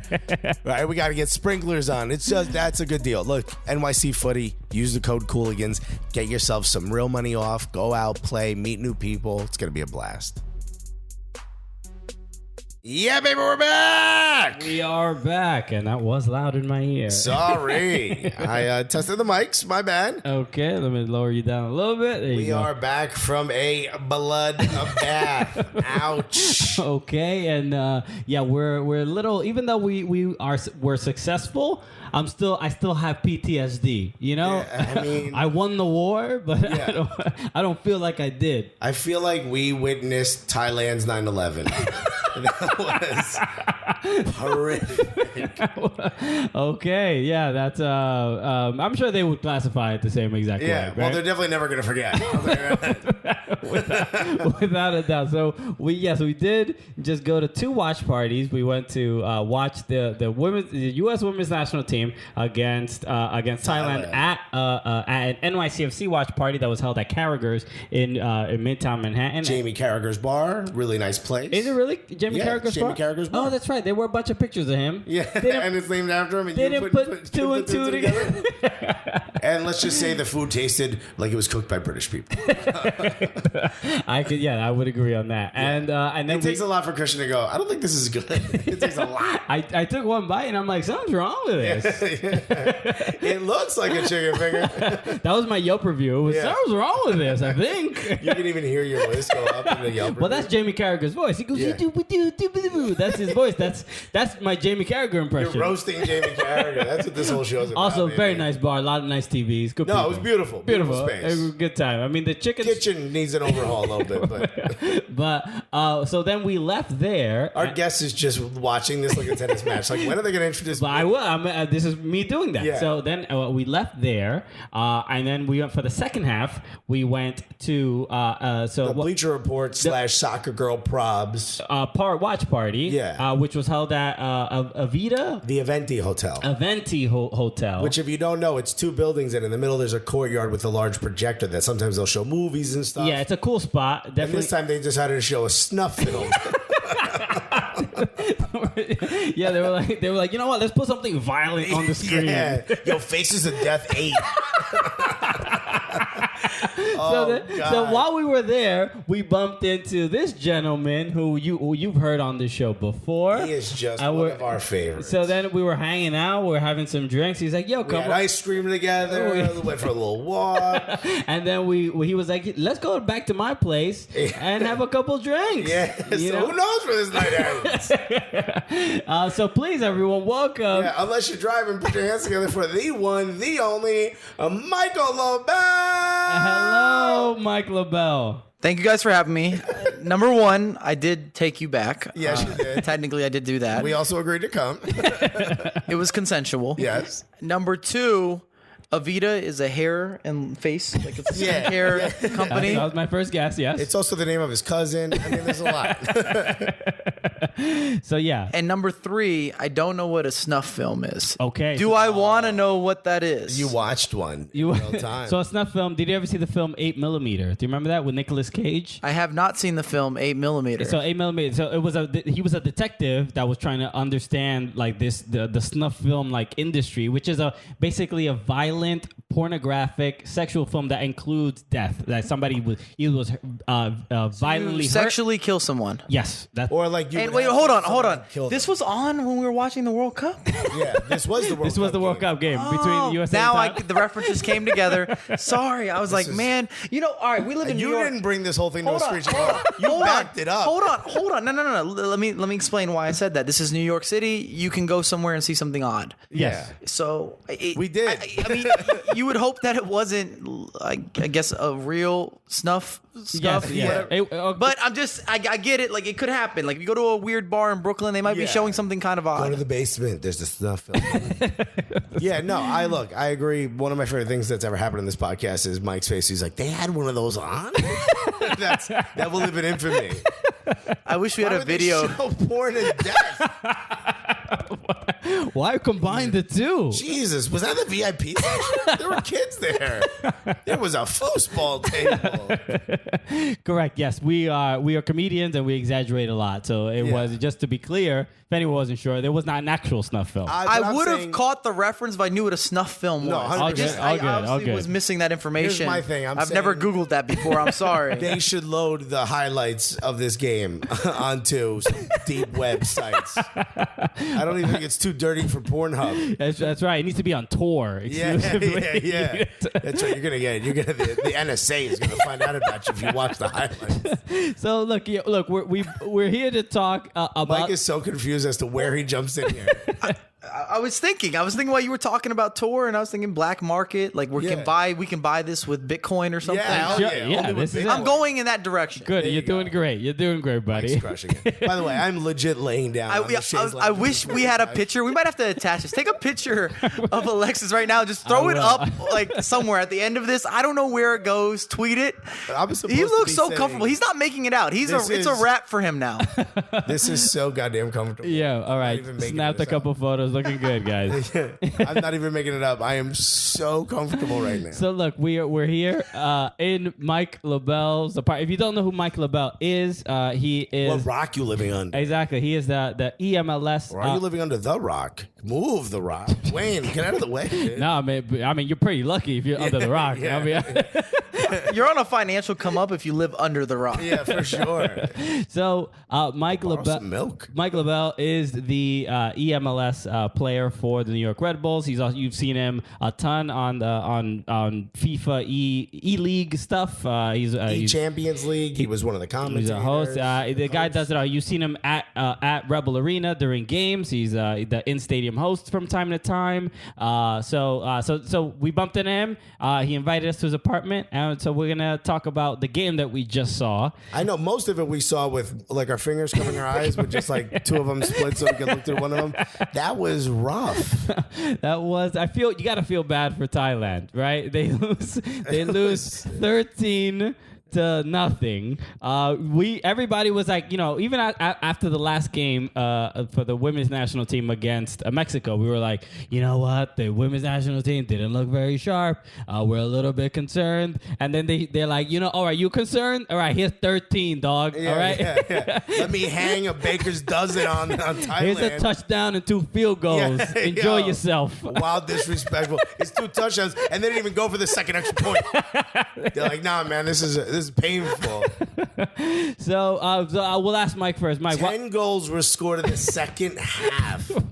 yeah, after the first half, we were like, okay, And this at 5-0. We walk away a little bit better than France. France 4-0. Step your game up, France. not impressive We enough. did that 3 times and still Mike- had a goal left over. Mike, what was your first take on seeing that destruction from the women's national team? I'm going to give you my last take. Okay. And that was the way they celebrated. It was wild. These girls are scoring the 10th, 11th, and 12th goals. Like it's the first one. And I mean, this is like if they won the World Cup. Yeah. They're clearly sending a message to everyone else that we're here and we're the team to beat. But I did feel bad for Thailand. Like, as a nation, completely. Everyone at home, I felt terrible. I think a lot of It hurt me to watch that. A lot of people are saying France is the favorite. A lot of people are saying that the U.S. will do well, but they're not going to win the World Cup. So it felt like a bit of a relief, to hang that much on them. And also, you want to see a team be supportive of each other. but I tend to agree. It felt a little excessive. You know which one? The 13th one. You know what I mean? The first 12. Oh, celebrate, baby. Go wild. Who's telling you not to? Yeah. So look, I think that this is a thing that that is people tend to be torn on Twitter on about this stuff. You see sort of a lot of different opinions. So I just wanted to read one that I saw, and this was from our homie Bobby Boswell. Okay. Bobby Boswell, formerly of DC United, Houston Dynamo, and his last team that he played for was Atlanta United. Hilarious dude. He goes, his tweet says, "I never got to participate in a World Cup, but if I did, and I scored a goal, whether it was the first or the 20th in a World Cup game, you bet your ass I'm doing the celebration that I dreamed about for my whole life." So you kind of... Let me ask you a question. What if you scored your 5th goal? Okay. Alex Morgan's carrying players around on her back like she a little baby pony. I know that's her nickname, Baby Horse. But come on now. She scored 5. After the hat trick, you're like, I think it could be a little bit... You know what? I would almost say under any other circumstance, like any other, like a league game, and you score 13... I get it. It's the World Cup. It's the World Cup. Okay, all right, you're not wrong. It's the biggest stage. It's the Tonys. You know, it's where you go to flex. It's where you go to display the show that you've worked on the entire year. Right? Yeah, you're right. So especially when it comes to women's soccer, where the club level doesn't get the level of respect that the club level does in the men's game. So the World Cup is even more heightened. Exactly. This is by far the most important time to showcase your skills. Exactly, and we always hear from a lot of coaches, a lot of players. They always say if they're playing in a game, they don't. It's disrespectful to not try to score. Right.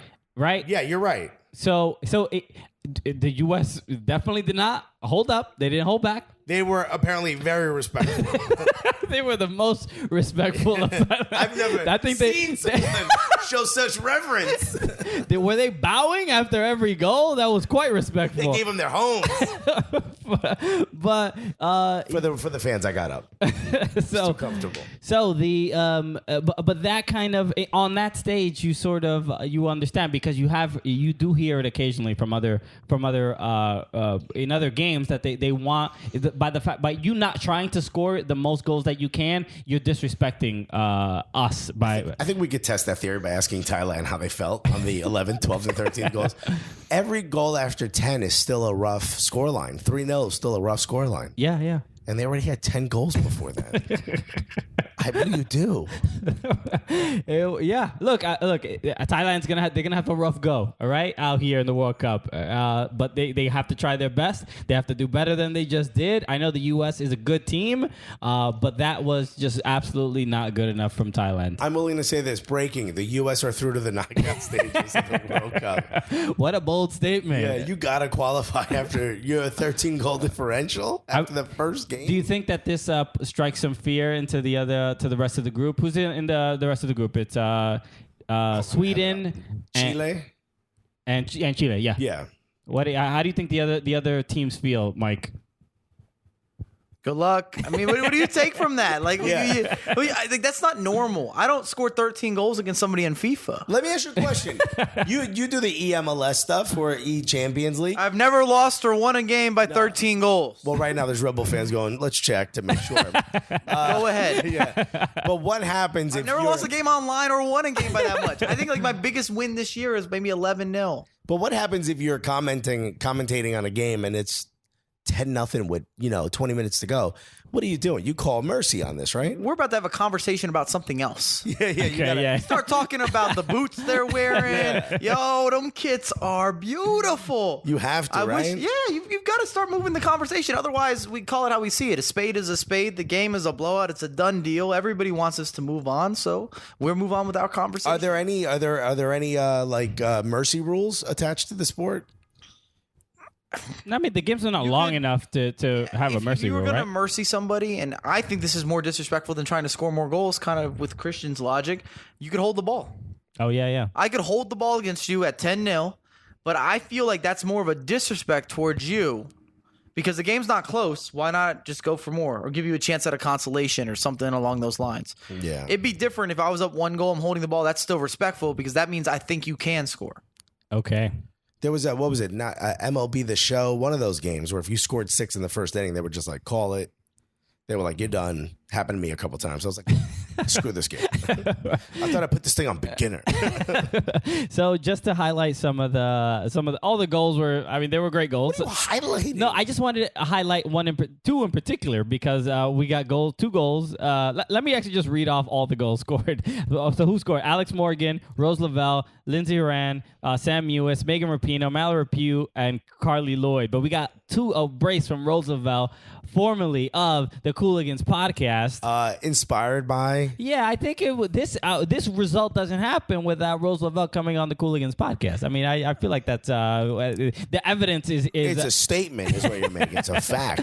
And major congrats, by the way. I saw that video did really well with the Women's World Cup. I've seen that. Oh yeah. I was going to ask you, how was that interviewing Rose and getting to sit down with some of the national team players? Because around this time, everybody wants to hang out with them, wants to see what they're tweeting, wants to see how they're engaging and interacting, but most of them have been training for the last 4 or 5 years, if not longer, to get to this point.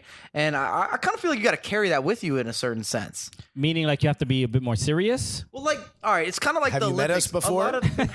A lot of the Olympic sports, and this is not a shot, but people don't care until it gets close to the Olympics time. Oh, sure. And the same could be said. Yeah, no one's listening to shot put podcast before the Olympics. Yeah.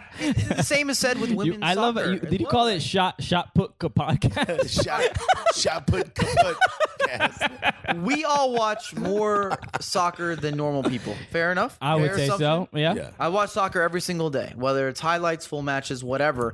But how much women's soccer do you watch throughout a year? Over the last 2 years, much more than before. But the I watch ratio as is much still- women's soccer as I watch snuff films. Okay, so a lot. A lot. It's the only way he can come. No, sorry.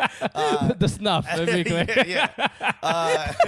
And that was the last time the Women's World Cup team came on the Cooligans podcast. Yeah, we were talking about the snuff films. No, but to your point, I would say over the last 2 or 3 years that we've been doing the podcast, the ratio has swayed to a lot more, but still it is more heavily watching the men's game. Sure. So if I'm a woman, I know this, but I'm gonna have that chip on my shoulder where I want to go out and perform, but I also want to do it kind of flexing. I want to show you you should be paying attention. Yeah, and I can understand that even with gaming, not everybody watches. I mean, it's changed a little bit over time recently, maybe in the last 5 or 6 years. But before that, doing things on Twitch and YouTube and just playing video games heavily wasn't that cool. Yeah. I think the even to that point, because I don't think this is really super relevant to us in particular.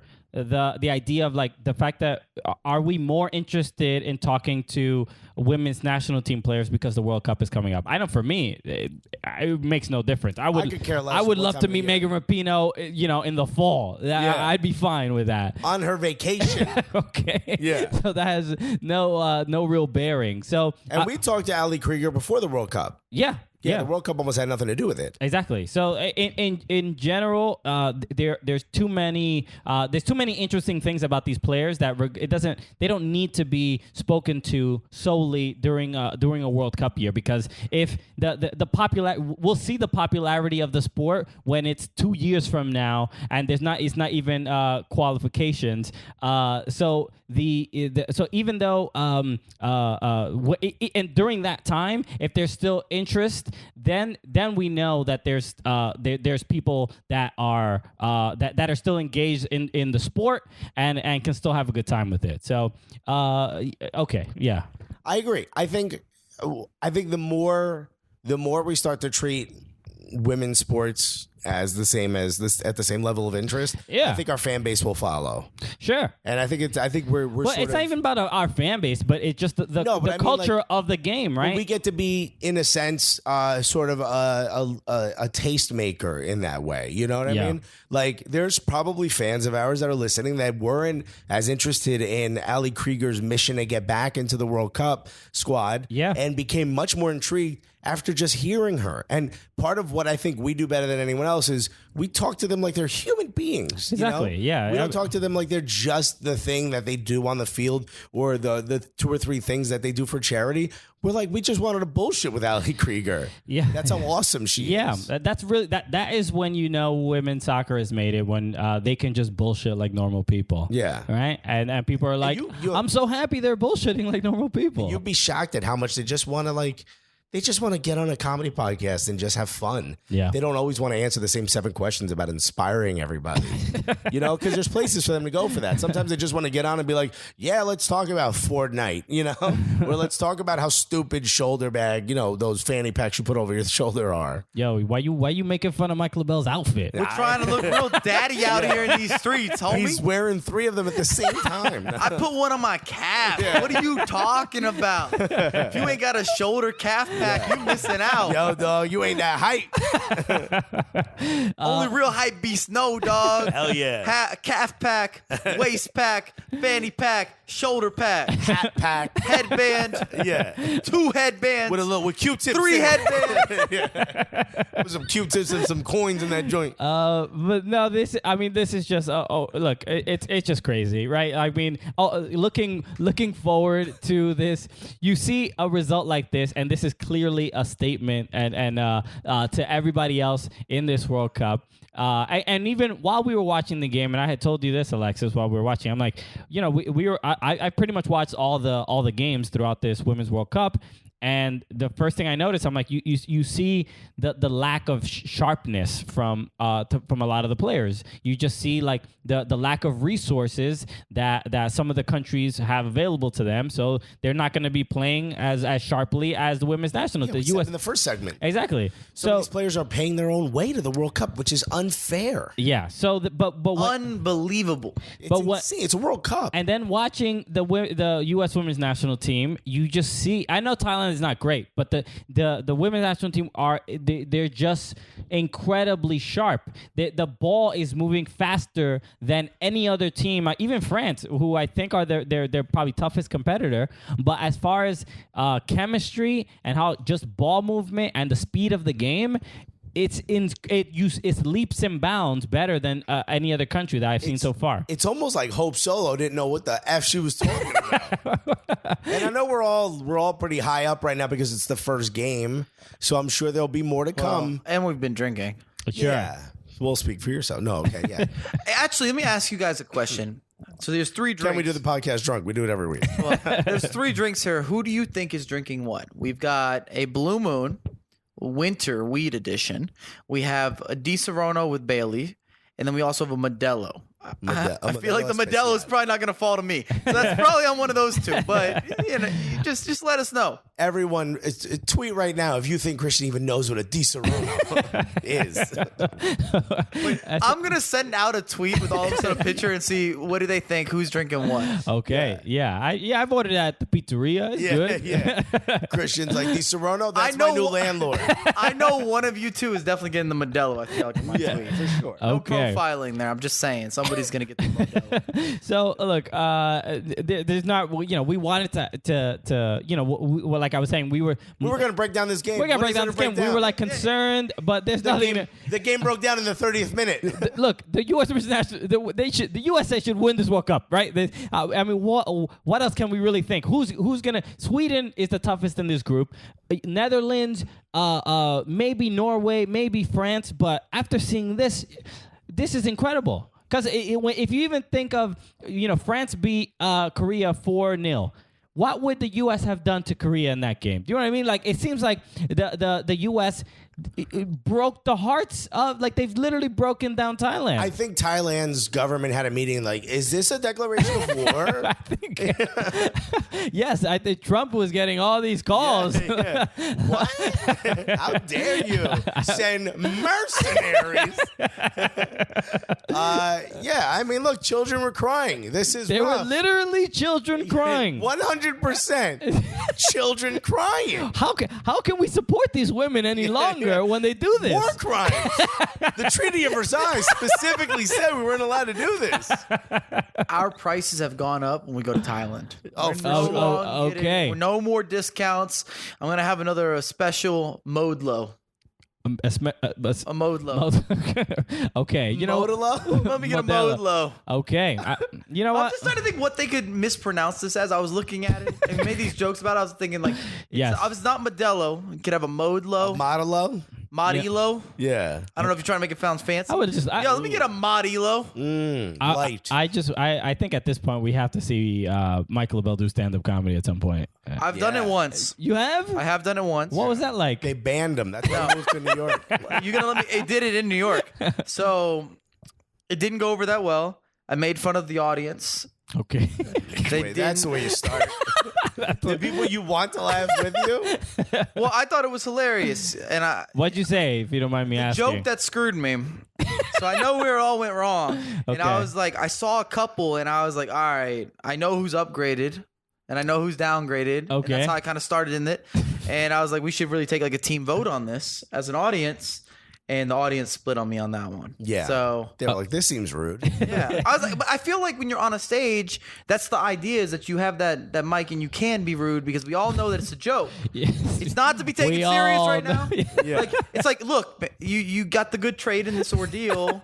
We all know it's that. Right. This is the time that we can joke about that. These are the times when You we build like everything about you. You build out your insecurities. You did, express them when you're on the stage. You but this also is attack other people. I'm glad you did this. I'm glad you went through this experience because there's a lot of people. We've done shows, we've done stand up shows where people, you meet those people that are like kind of hecklers and stuff, and they have that energy of like, I could do that. Yeah. I Or could the do-" bravado of like, I helped the show. Right? Yeah. I need to add to this that I didn't prepare a set of any side. Like, I was not prepared. You know what? Trust me, we know. I'm just saying, It's almost like you read a couple comedy books before you went up there. I'm just saying that I think it's relevant information. I don't know that it would have gone better, but at least I would have had prepared information. Yeah. When I stepped on that stage, I was like 2 Di Seronos in, Yeah. and I was Okay. only 2, and I was already just like I'm just going to make fun of some people and we'll see how this kind of goes. Yeah, I think, well, you did. You saw how it went. Did you end your set with comment, like, subscribe? That's what I want to know. I didn't, but that would have probably earned a little bit of respect. Yeah, It wasn't for bad sure. actually. Like people respected my confidence up to like a point of it going downhill a little bit. Okay. Yeah, I think you could learn more from bombing than you can from doing well. Yeah, and you are generally like a pretty confident dude, And you're good on the mic, so. I had a lot of words. They just didn't agree with many of them. Oh, sure. Well, I mean, that's most of the things you if write or you- say on the internet. Yeah. If you think you could do stand-up comedy, try it, and then let's talk about it. Yeah. Because people are not petitioned to laugh. They don't have to laugh. They don't have to do anything. They're having their own time there. They didn't like, and especially if you're getting into it, like you just want to do an open mic. They're going to be maybe a little nicer to you just because you're doing an open mic, but they don't know you. They don't owe you anything. Oh, sure. Well, this is the thing that celebrities They're not will like go on your through. side. No. You already know somebody. You're there. You paid for. I've already invested. Like, let's say I paid for a ticket. I paid to see the Cooligans. Paid $50 to go to a show. I'm happy about my show. All right. Now we know what our prices All are. right, we just increased our price. All right. $49. I've seen Alexis. I want to see Christian. Sure. But I can definitely justify that it's worth your time going to a show. Buy some Thank drinks, you. go to a show. But either way, the point is, if you've already invested money into somebody, you want them to be good. You have that mindset behind them. When somebody comes into an open mic, you like give them a moment. All right, you got a minute. Yeah. Until Well, I this is decide what I'm not into celebrities this. find this out. When you can be a celebrity, the audience is going to be happy that you're there. But when you step on stage by yourself, you get 2 jokes to be a celebrity. That's Yeah. a good way of saying it. You don't After get many. that- You better Yeah. get them You early. get 2. You've got the first 2 bits where they're like, "Woo! I can't believe John Mayer's doing jokes," because he did it for a while. He tried to do it for a minute. Yeah. And then after the second joke, they're like, "Buddy, you're on stage. We pay to see a show of comedians. Now you're a comic. You either be funny or get the fuck off. You did your appearance." Yeah, it is. It is the most like democratic art form. It is very much just You know right away. You know right away if you, not necessarily if you're meant for it or not, but the audience and performer relationship is very. It's based on talent and skill alone. merit only. It's meritocracy was Yeah. the word I was looking for. You know what? Like sometimes, like we'll headline and you get paid to do an hour, and even if it goes badly right away, you have to sit there for the rest of the hour and do material, whether they like it or not. Yeah. And that's probably how the Thailand team felt.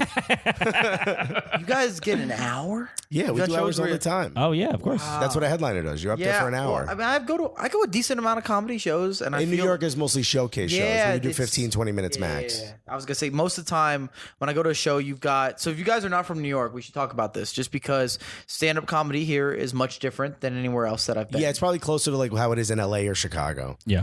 Yeah, and you've been like, if you go to stand-up comedy here, you can expect to see with a decent show anywhere between 5 to 12 people.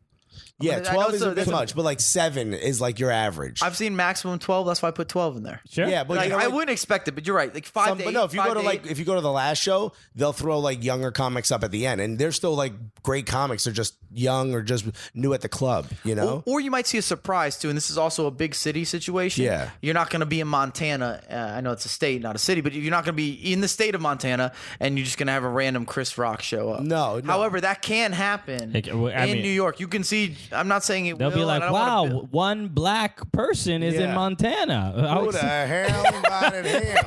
I don't know why they have southern accents. But yeah, I mean, I was doing a show where Jerry Seinfeld popped in. I hope you got to go before he went. I was hosting, thank God, all 3 shows. He did it 3 Did times he kill in a it? week. He ruined everybody. I mean, Because, like, he it's Jerry changes the energy in the Yeah, room, and they're yeah, like, yeah. well, that was Jerry Seinfeld. So why is any other comedian going to come up here? Yeah, this I is- feel terrible for the comic that has to go after. And the was his one material time- good? I feel like he's a very material based guy. Yeah, he's very much so, but he also does a Q&A at the end of his set now. So he allows people to ask him questions. And then he just tears them apart. And no, and I think if it's a stupid question, yeah, but or if it's really personal, if you ask about his kids, he'll just rip you to shit because he doesn't like talking about his kids. But he just randomly will do a Q&A and then get off. And the comic, the one time was going on after him, kind of has a really big head, not funny, but has a big head. And they said to me, they're like, hey, could you do a bit in between, like reset the room? I'll do it as a host. I do another joke just to kind of let the audience calm down. So in other words, I'll eat that bullet of like, I'll take the bomb off the next comic. And I was like, yeah, sure, I'll do a bit. It crushes. And he was like, he gave me the signal for another one. I'm like, no. I said his name, brought him up, and he bombs for 7 minutes straight or 12 minutes straight. And I was like, yeah, I mean, I wasn't going to set them up. I wasn't going to spin the plate for you. And if you haven't been to a show, this is definitely something to take into consideration. Once you see somebody that's huge or somebody that was unexpected and kills it, the room is theirs. So you either have to win it back or it ain't coming back. Yeah, the next comic has to do something early up front in their set, or the host has to do it that sort of reestablishes alpha. Who's the guy from Billions that's Oh, out here? Dan Soder. Dan I Soder. saw him recently. He popped in on a show, and I was very great. happy. I He's thought he was hilarious. Dan man. Soder's great. He's He's one of my favorite comics in Yeah, New York. I was at a Wednesday show in Chinatown. What was it, Better Days? Is that the? Yeah. You know what I'm talking about? Yeah. I went to a Wednesday show there, and he popped in. And I thought he Yeah, was. P.D. Diablo hosts. Yeah, Yeah. that guy's a funny dude, man, Yeah, from the yeah. Bronx. He's kind of like this combination of a dude from a poor neighborhood, also with Bronx influence, and then also very smart. So, Yeah. so, It's so like he's triple- Tracy Morgan. Got it. Yeah. Tracy Morgan went to Ivy League. Yeah, no, he's very No, much PD's so. great. He's absolutely hilarious. Yeah, I mean, there's the New York City comedy scene is incredibly vibrant. If anybody, usually the cool thing about doing this show is that there's a lot, you know, there's a lot of people doing away days, and they come to like see when they're playing the Red Bulls or playing against NYCFC, and people hit us up for like, yo, what food should I get? What pizza places should I go to? We want to come see you perform. Yeah, so that's always been really cool. Let me ask you guys this. So if somebody's coming to New York, what are your 3 must-sees for entertainment, or like you're coming to New York? 'Cause I think a stand-up show is in there for me. Yeah, for sure. Especially one where either one of us are on. It's no, but it's so unique. Yeah, I just like ignored that. He's like, either one of us are on. It's like, yeah, so do you. Come to a show that either of us are on, or if we're not performing in that That venue time, off Grand you guys are on is a beautiful venue. Oh, Great the location. Illuminati party? Yes. Illuminati party is a great Highly show. recommend. Yeah. I've been to that. I host a show every Wednesday also in Brooklyn at Two Boots in Park Slope. It's a pizza place, fun little spot. But Great show. If we're not performing in that in that span that you're here, go to the Comedy Cellar. The Comedy Cellar is the greatest comedy club on the planet, without a doubt. So What's cool about the Comedy Cellar too is because it's so limited in terms of seats. It's not that you won't be able to get a seat, but because they lock it in. How many people do you think they max out in there? 70, 80? No, they Less? fit 120 in the main room. 120? But they fit 220 in the underground. In the Village underground, they have And have then another the Fat room. Black now. I is was like, I off. think The one off 70. McDougal is over 100 people. Yeah, it's 120. Yeah, they pack them in, but it's great. It's always a great show. All right, so I mean, we can talk about comedy all day, but I know we went a little off topic, but I just think it's so No. important. If you're coming to New York right now, 3 things you must do. Just come give us number money. number one is you have to go to a comedy show, because if you haven't been to comedy shows in New York, you haven't been to comedy shows. All right. And I mean that Well as said. I'm Well a said. non-New Yorker. All right, they're different here. The experience is different. the material you get is different. People try new things here. Yeah, it's dope. You get to experience on what you think you're going to see on Netflix. Yeah, Okay. You watch Netflix, come to New York, you'll see it before it hits Netflix. Well, I'll guarantee you, if someone's going to do like Colbert or Jimmy Fallon, you're going to watch them at every comedy club in the city that whole week. You'll get to see it before it's on TV. And the reason that they do that is because the New York crowd is unforgiving. Yo, absolutely. If you're not good, it doesn't matter who you are. They're only going to, like you said, they'll give you 2 jokes.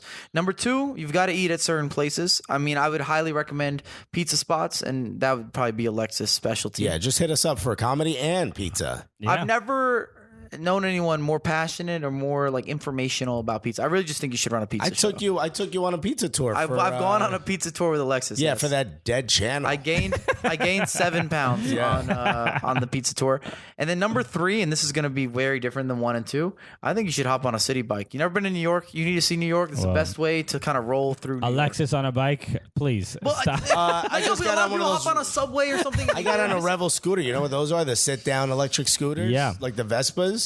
They got them in Brooklyn and Queens. Amazing. Almost died 37 times. Okay, so any mode of transportation where Alexis can sit down is his favorite. Oh, God. Pregnant woman's like, could you please be sir? I'm also pregnant. No, I get up for everybody. I thank you for that. That means a lot. Very, to us. very sweet of you, He's Mike. not getting up if you're on the flight. No. So, Mike, thanks so much for hanging out with us and talking about this insane game. There's a lot, obviously, if you're not watching the Women's World Cup, make sure to do that because maybe you can see more slaughterings like these. It was rough. But look, it's not as competitive, especially for the U.S. In the group stage, but it will get more competitive in the knockout stage. Because I think if the U.S. wins the group and so does France, which is what is expected, I think they would be playing in either the round of 16 or the quarterfinals. Quarterfinals, yeah, if they win. If they win. So who knows? Not every competition is going to be, as easy to run through as Thailand was. Yeah. So especially now after this result, everyone else is going to show up. Yes. And you're not going to do this again. You're going to get hurt if you try to do this again. So.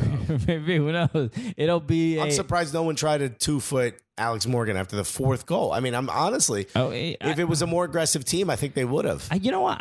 Maybe this is I feel like the ethics of the women's game is a little bit different than the men's, and you sort of see it the way the players carry themselves. They are a little bit more.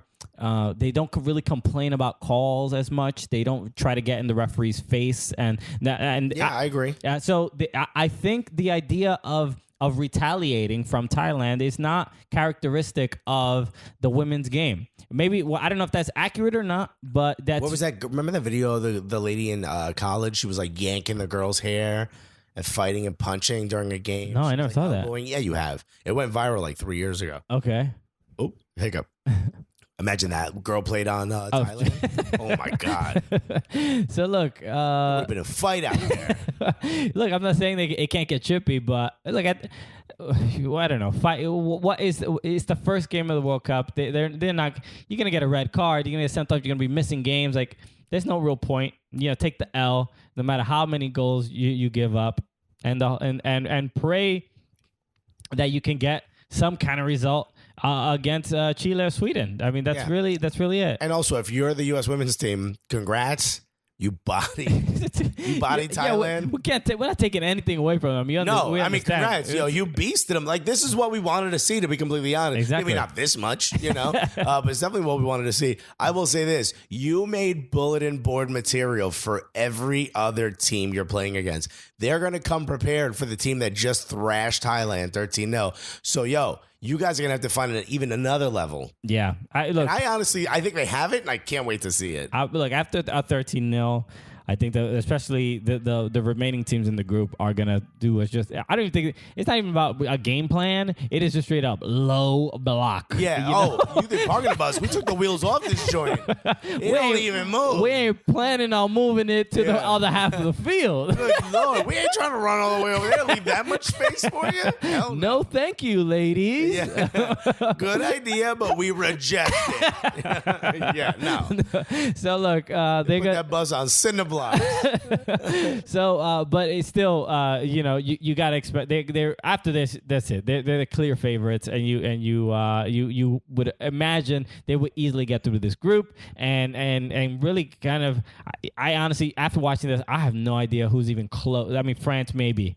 France is the only level of competition we have right now. Yeah, and it's their home turf. So let's see if that helps get them over the edge. Yeah, so we'll see. But my God, they look good. When we said the last time we did one of these, it didn't turn out well. We were right again, except it was for Thailand. Okay, I think we need to do this podcast in Thailand and show and give them some love and support. On the anniversary, they're going to read the names of the players with solemn music. Oh my God! Damn, they're gonna and during next year's Oscars is gonna be in memoriam and it's gonna black be and white photos of each of the players. R.I.P. Yeah, it's like, wait, I think they're still alive. No, they're not. They're in the audience. Remember June 11th, 2019. Never forget. Never forgot. Never forget. Unreal. So, everybody, thank you again for listening. Stay on top of this World Cup. Make sure you watch the game show. Some support. These games. They're crazy. Girls are losing teeth. Girls still playing. There's just a lot happening. A lot of Cruyff turns. Okay. Dope. There's so much skill. Support Cruyff twins. Cruyff twins. Can't talk. Yeah. But yes, Cruyff twins. Cruyff twins. That's what I've always I've been after. Cruyff twins. Add that skill moving to FIFA ASAP. Yeah. The Cruyff twins. Please. So we usually end the show. You know how we end the show, Mike. You've done it a bunch of times. So with that said. For Mike Labelle, my name is Christian Polanco. I am Alexis Guerreros. And together, what are we? The Cooligans!